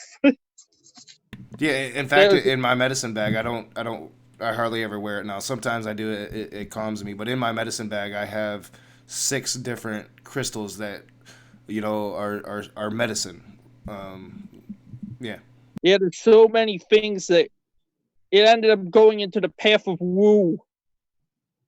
Yeah, and that's one of the things that I've with the Native American religion that is one of my issues is kind of the wooey side of it. The crystals and using the psychedelics to induce trance states and stuff like that. Yep, and then you start to see other weird stuff. And then I ended up questioning a few other things of the existence of any sort of God by the time I was 15, to where I was. And then even once I got proven in my mind, duped myself into deism, there was this chaos of this thing because of the founding fathers. I ended up falling right into this bait because of a Rush Limbaugh. It was alt-right pipeline before there was an alt-right pipeline. Yeah, Rush Limbaugh is the birth of most of our problems in this country. I'm a firm believer of that. I truly am. I actually would blame it more on Richard Nixon and Ronald Reagan personally. I'm sorry. Like I listened to Rush and Hannity and all them guys. But like I remember when I was first coming into liberalism that the Donovan McNabb comments by Rush Limbaugh, and I'm like, that dude is still around even after all of the shit he said. Like he recently said something like fucking insane, and it's just like, how is this guy still fucking around? It was actually once I actually was in college, in a community college, and I visited a synagogue for a world history class, and I talked to some of the Jews, and then I learned that Christianity, Judaism, and Islam were all based off of the same book, the Old Testament. That's why I realized it was bunk. But because my parents, they didn't really notice anything because, well, New Agey woo and whatnot existed already. So, Hannibal, did you have any sort of like experience of, did you have positive or negative feedback that you received from like friends and relatives? Later on? Relatives, my parents separated from them over certain other issues that involving fundamentalism, as they actually had more of a story of because of my mom's New Age stuff causing trouble with born again Christian aunt and dad's parents were like Michael and Debbie Pearl abusive types, so he pretty much broke free from religion and was open with not going to church. He's like abhorrent. He's like he never wanted to set foot in a church ever again in his life. Man, I wish I had more people like that around me. But it was probably more because of the horror stories of what happened, as in the horrors of religion, as in one could see religious trauma and indoctrinate the remnants of certain things. Yeah, I think that more and more people are waking up to it because of the age of information, and everybody's got a phone, and we're having these conversations.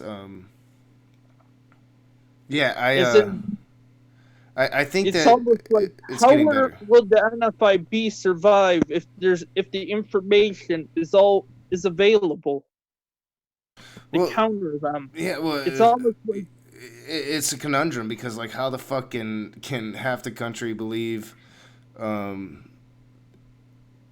what they believe, like the president, like all of this shit. There is this battle against truth. I think this battle for opinion over fact. My opinion is more valid than your fact.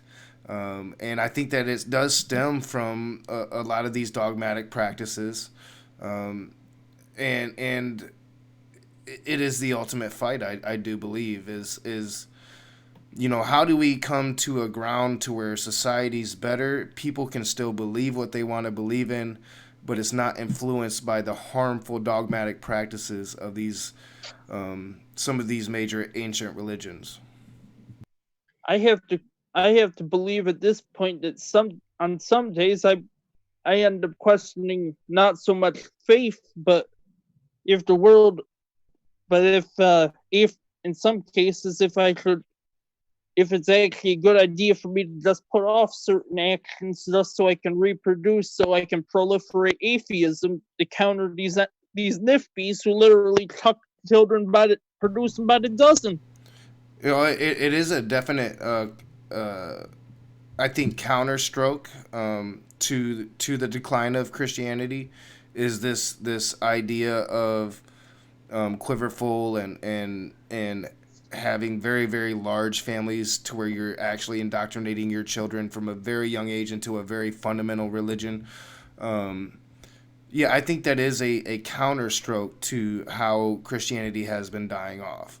And I think that it's a real problem that, I've talked about. I wish more people would.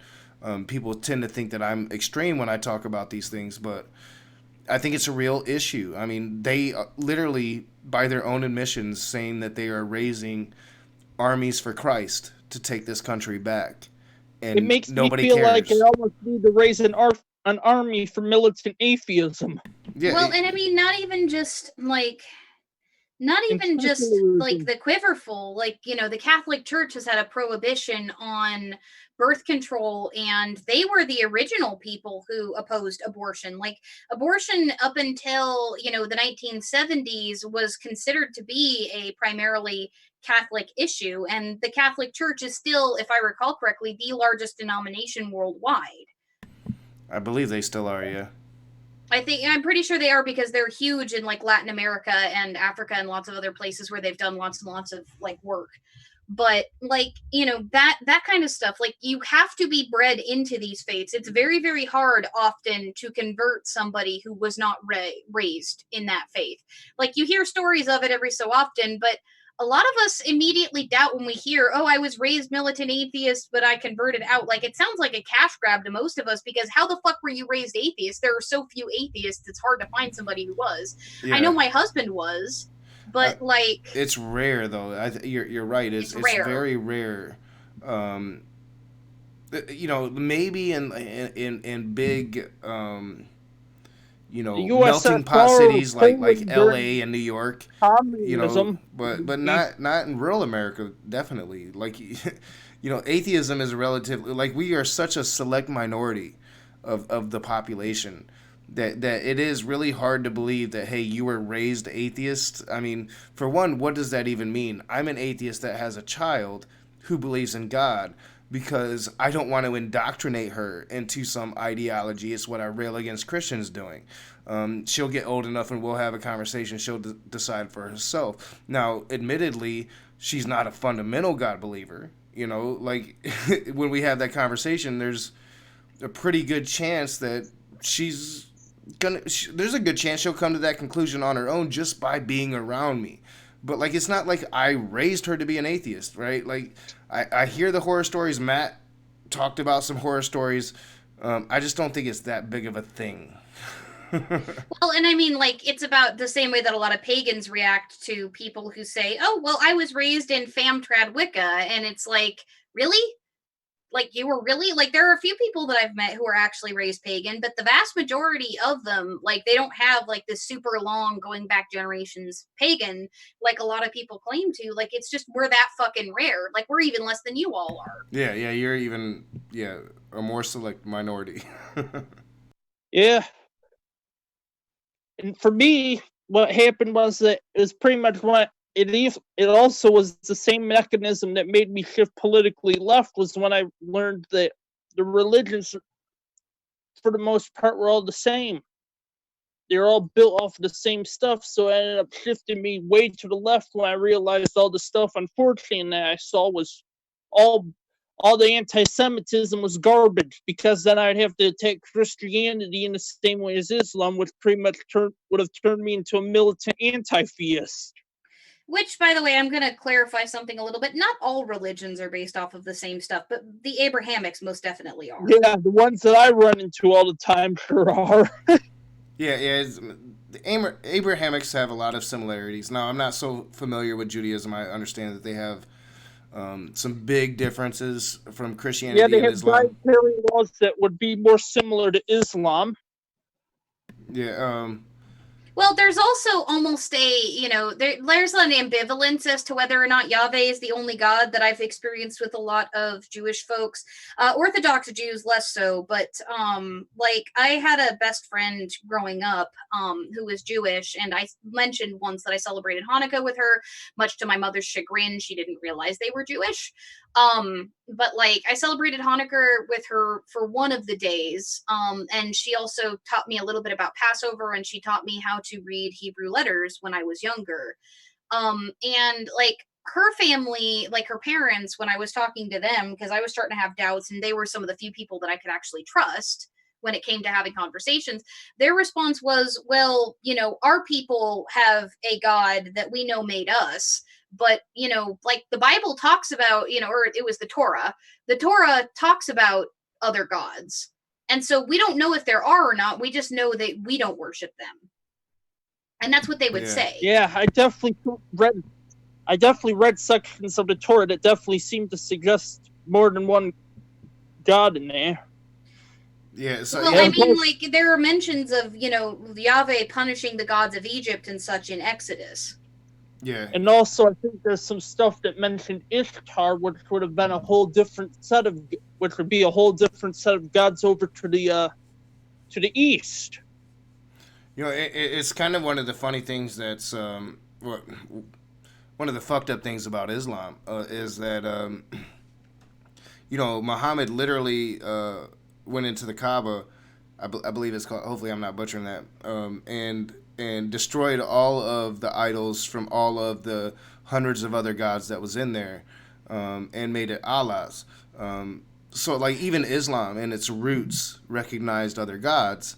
Although now I think that they just I don't know consider them like myths or so false idols or some shit. JG, I hate to say it, but statistics tell you that you are wrong. The vast majority of people in this country are religious, and the vast majority of people in this country, to some degree, raise their children religious. Just because you exist doesn't mean y'all aren't rare. I think you're rare, but I think that there probably are pockets of communities to where it is a thing. So I just don't think in greater America it is yet. Hopefully one day. I mean, that would be my wishes, That would refuse to visit Kurt. That would refuse to go to youth groups. The church youth groups for the most part, except for one other guy. I'm sure your areas of the country that have been liberal for longer. I'm sure of it. And with all the migration now, people start here and they end there. I have no doubts that there are pockets of community where there are people that are raised atheist from a very young age, but it's been such a Christian country. The decline in Christianity has been recent majorly in the last 20 years or so. And we're still, I just kind of got in an argument earlier, we're still 25% of the population of this country is evangelical Christian, and over 50% of the population of this country identify as Christian. I actually heard that the evangelical proportions, when compared to the rest of Christianity, I believe that it's the growth of evangelicals that's actually pushing other people out of Christianity. As in the likes of it does. I have actually read that. I think that there is people leaving because of how fundamental some aspects of Christianity is becoming.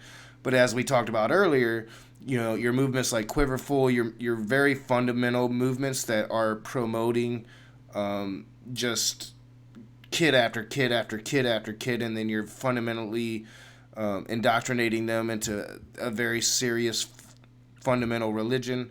I think that it might be starting to counterbalance. I don't have any numbers on that, but I think that it's a serious, legitimate problem, and I think that it's probably aimed at communities like that, at more secular areas where there are more, not just atheists, but polytheists, more free thinkers that are willing to think outside of the box, more liberal-minded peoples, if you will. And for what it's worth, the most no recent numbers Gallup there. poll puts people who do not believe in God at 10% of the population, which is up by 5% from 10 years ago. So, like, the chances that any one of us were raised religious are about probably less than 5%, because 5% of the population, you got to think of how many of those people actually even had kids back then. So that, again, there's that's 1/20th of the population, but that's still fairly rare. Definitely not trying to take from anybody's personal experience or diminish anything from anybody. It's just, from our experiences, it seems like it would be very hard, and this, the country's changing. The country's changing. It's started to become more liberal, and now the country's changing, and it's starting to become real scary. So we'll see how the country continues to change. I have a feeling that at this point that it's going to eventually have to kind of be that people almost have to counter these fundies with increased reproduction and whatnot. To correct Callan, by the way, like the atheism statistic I was using was for the question, do you believe in God? The people who outright answered no were approximately 10% of the population. Oh yeah, I think without a doubt the atheist population is growing, without a doubt. Yeah, atheists and pagans, actually both. Polytheism is showing a current rise. Now, it's mostly stuff like pan-spiritualism and Wicca that are growing. Like recons, we're still rarer than fuck, and you're still not going to find a ton of us. Well, yeah, and that's the problem with atheism. A big chunk of our growth are those right-wing, anti-SJW peoples that I don't want to admit are atheists, so... Oh, the ones that I often question if that I actually believe are the most likely to suddenly try to make a cash grab and claim to become a Christian again. Yeah, exactly. The ones that, they're the reason I don't have any hair anymore, because I pulled it out watching their fucking videos. Yeah, I mean, there's a lot of theists who claim that they used to be atheists. Now, there was a period in my life that I actually was, and there are people like in my life that will attest to that I could bring in even to some of the streams and talk about it. But like I've noticed that you find a lot more polytheists who used to be atheist than you do Christians or Muslims who used to be atheist. Well, I think it's easy for us to accept polytheism once you get to know polytheists and once you get to learn about the gods and you see that it's not like Christianity, because I've often said a lot of my rage stems from my personal interactions with Christians that I've had in my real life, and I haven't had that from polytheists. I haven't had that from a lot of atheists. I haven't had that from agnostics. I haven't had that from Buddhists. I haven't had that from Muslims. I have had it from Christians. So, you're influenced by that. You try not to be an extremist. You try to be fair, but at the same time, you are influenced by what has happened in your life. And for all of y'all, since we have a few new faces in the chat, or at least new to me, for all of y'all like that aren't familiar with me, I don't give a fuck if you believe in my gods or not. Like it's not my business. It's theirs and yours. Like most pagans will tell you the same thing. Like we believe in the gods, most of us, because of personal experiences with them, and we'll justify our beliefs with that. But I don't expect you to believe in my gods over my personal experiences any more than you're going to try to convince somebody that the sky is fucking purple. Like, because you saw it that way once. All right, well, there might be something going on with your eyes, or, there might have been something going on, like, in the sky at that time. But, like, you're not going to convince somebody the sky is purple just because you see it that way currently. And I don't expect y'all to believe in my gods because of my experience. I'm still an atheist, and I'm still probably one of the worst fucking atheists on YouTube. So, obviously, Allie accepts me and doesn't push her shit on me. We have talks. She tells me about her stuff. I tell her about my stuff, and it's all good. But I'm still an atheist. I still say stupid shit that's wrong, and I have to be corrected. I think that's a human thing. But I'm still an atheist. I have not been converted, and I think that most atheists that become pagans aren't. It's just an easier slide for them to give them, I think it's an easier slide. It's more acceptable to accept those gods. But yeah, like I don't give a fuck if anybody else believes in my gods. Most pagans don't give a fuck. We are going to give a fuck if you try to tell us not to believe in them. Then I'm going to have a problem with you. But yeah. As I said at the very beginning of the stream, it's about your actions, and are your beliefs harmful? And if they're not, then be you, Hoss. Don't be Matt Powell. And because if you're Matt Powell, then fuck, we're gonna have some issues. Well, and, for what it's worth, like, Knock and I have had many, many in-depth conversations about stuff. But, like, honestly, to me, my faith is my business. I would never proselytize. In fact, most recon faiths will actually chase you away because my religion comes with homework. And if you're not ready to do that fucking homework, then you're going to get yourself into trouble real fast.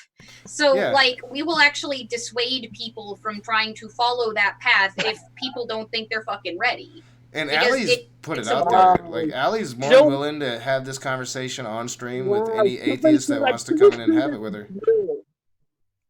Wow, we might have had a Jill sighting in the chat. I did. I unblocked everybody, y'all. So don't ban them. And, Tony has a rule, and Tony's rule is gold. So do your thing, Tony. Well, somebody was telling me not to curse, and my response was fuck, fuck, fuckity, fuck, fuck, fuck. Yeah. I also realized that I somehow blocked Matt Powell and Jill to where I can't see Jill in modern day debate, and I cannot see Matt Powell in our chat. Matt hasn't been in there for a while. I think he's probably lurking, but he hasn't talked. So as of 2020, by the way, I am going to try to curb my cursing, and so is Naka, because we need to please dear Susan up in the heights. He wants to be able to make a bit of money off of his shit before his legs fail, so we need to make sure that we're actually making our content a little more friendly for those freaking brands, as much as they're still going to get demonetized everything, because let's face it, we're trashing on the world religions. Yeah, well, and I just don't need to curse so much, but I'll never stop cursing because Christians ask me to. If you ask me to, it will probably send me into a cursing rant. Well, then, like I said, stop cursing. Words. It's not ladylike. Fuck, fuck, fuckity, fuck, fuck, fuck. That is my response. I don't believe in curse words. Like, words can't curse you. Oh, no, it's GP.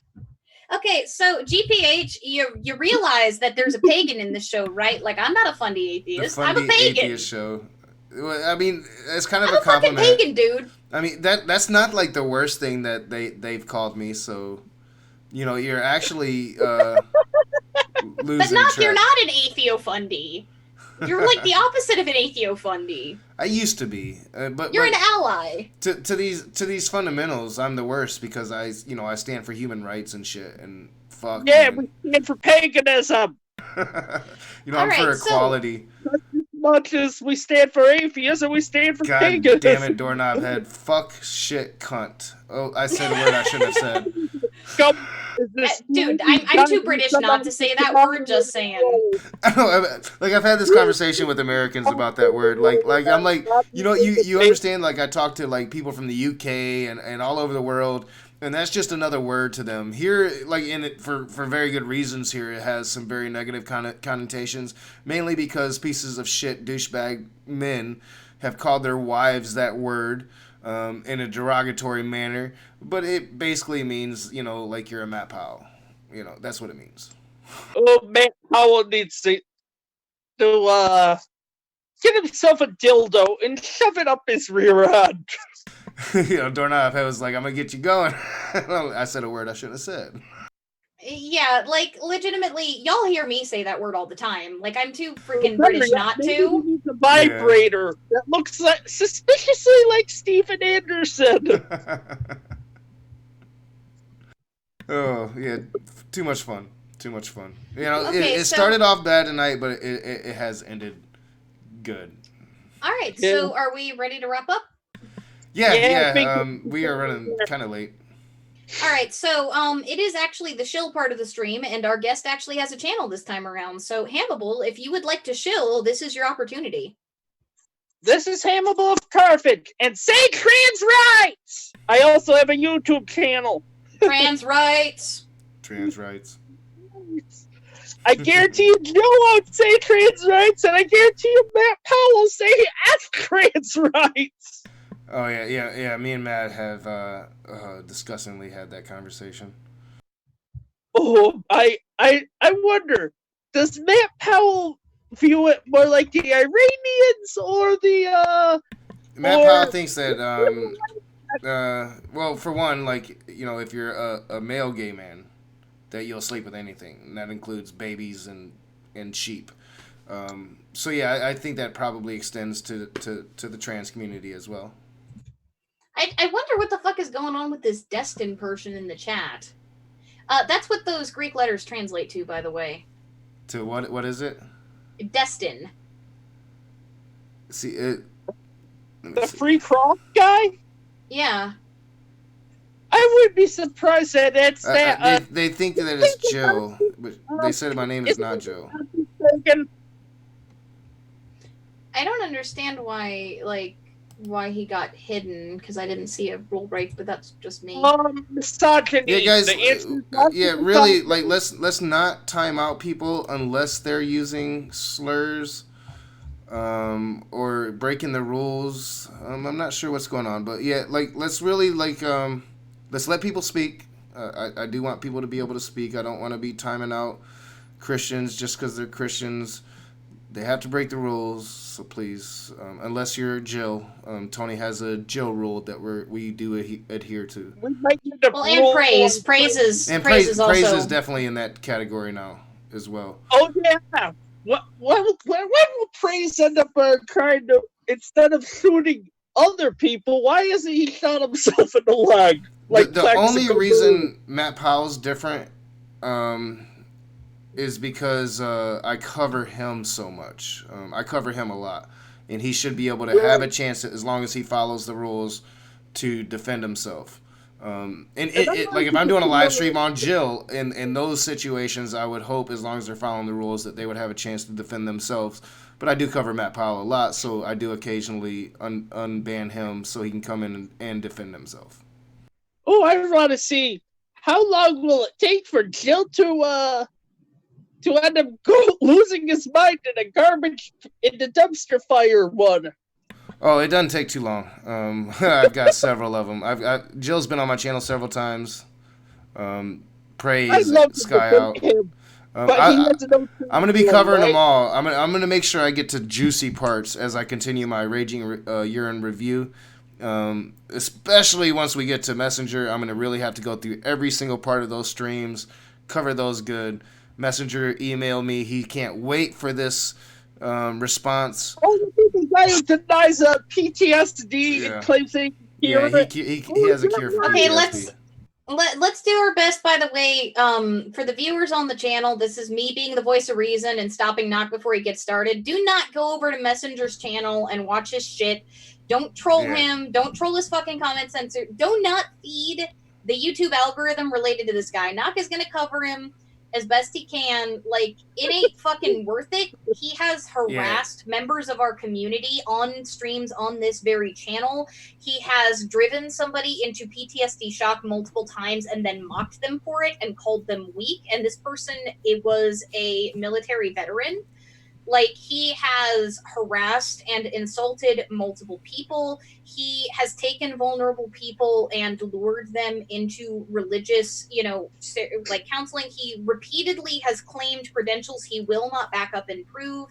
Multiple people who are either in the healthcare profession have been educated in the mental health profession, or have, people close to them who are counselors have said that it is very clear that he does not have those credentials. He does not talk like a counselor. If he does, he would have lost his license to practice already for some of the things that he has done on YouTube alone, he offers unsolicited advice. He will try to lure you into his emails. Like, we do not need to feed the YouTube algorithm, which already overwhelmingly favors Christian assholes.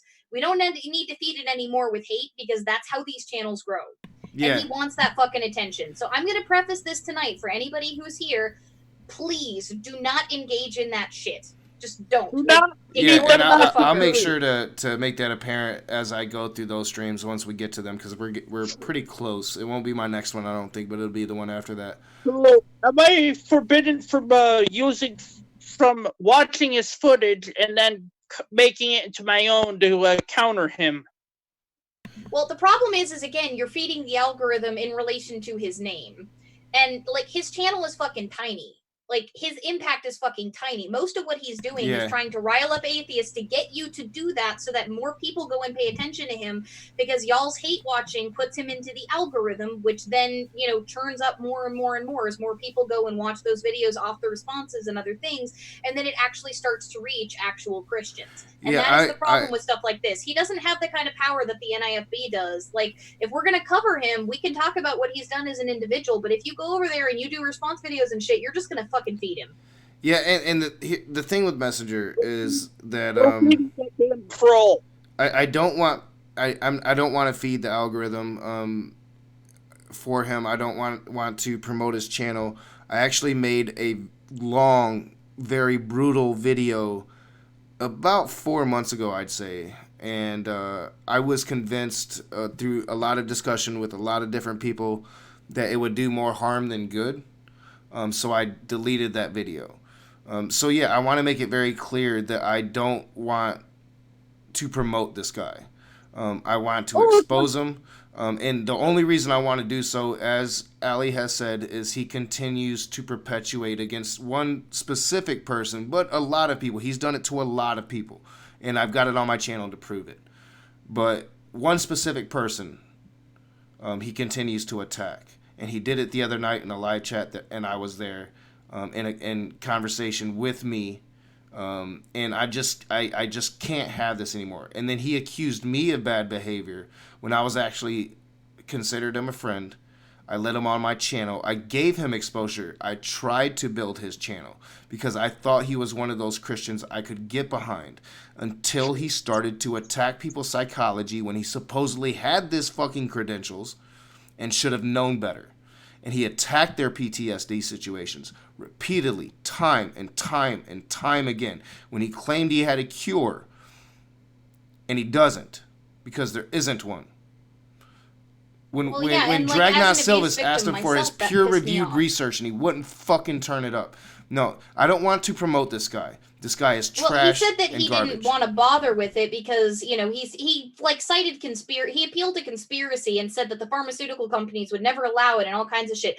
He is a quack. He is a predator, and the only reason that, like, I have not discouraged Knock from doing this is because this stuff happened on our channel. Like, back when it was just Knock's channel, before it became, you know, our co-host thing. So because it happened here, I think Knock has more than a right to cover it, especially in his year in review. But I'm going to urge any other atheist, except for maybe Surus, if he ever goes about and actually does his so-called response, because Surus was directly impacted by him too. Like, any other atheist YouTubers, do not give this motherfucker the time of day. Time him out over and over in your chats. Don't fucking listen to him. He's gonna pretend that he's fucking, you know, like, reasonable, but he's not. He harasses people. He's a predator. He will lure people off into the corner with his so-called reasonableness and then, you know, like, harm them psychologically. And he drove someone repeatedly into PTSD episodes and harassed them and mocked them for it on this channel. That video is up. You can find it. It's way back in the past, but it exists. Well, there's a reason Lady Tasha stopped coming on my channel, and it was because of his attacks on her. And it triggered her PTSD, and he pretty much called her a liar. And Shannon Q proved him wrong. We will be covering it all. We will be covering it all. It happened on this channel. It happened on my channel. Surus covered it a little bit because it did affect Surus. And at the time, I let Surus go, and then I just never did one. And then finally I did one. And then I deleted it. and I just recently had an interaction with him, and I was actually going to give him a private conversation, try to figure out a way to maybe resolve all the issues. But then in the very next night, he was Messenger reveals again. And that's all I'm going to say on him. I don't want to promote him. It will be coming. I can't go through my year in review without covering what happened. So it will be coming. And I hope Messenger eats babies, because and he's probably watching right now. And if he's not watching right now, he has spies that's going to tell him. So Hamable, like, to answer your question, no, I would suggest you don't give him the time of day, because he's not big enough to be a problem, and we don't want to make him bigger by exposing him. Because a lot of people have gotten bigger off the backs of atheists responding to them, because there's a lot of Christians who will troll atheist chats and will promote, people that align with them. And Messenger is one of those predators that you do not want to mention his name.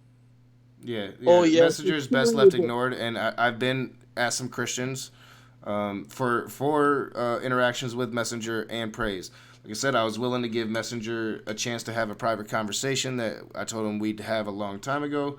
But after the recent attacks on this particular person, it will never happen. I'm just going to cover it. I'm just going to show you guys what happened. You guys, this happened before, as the channel was starting to blow up in the midst of all the Matt Powell shit.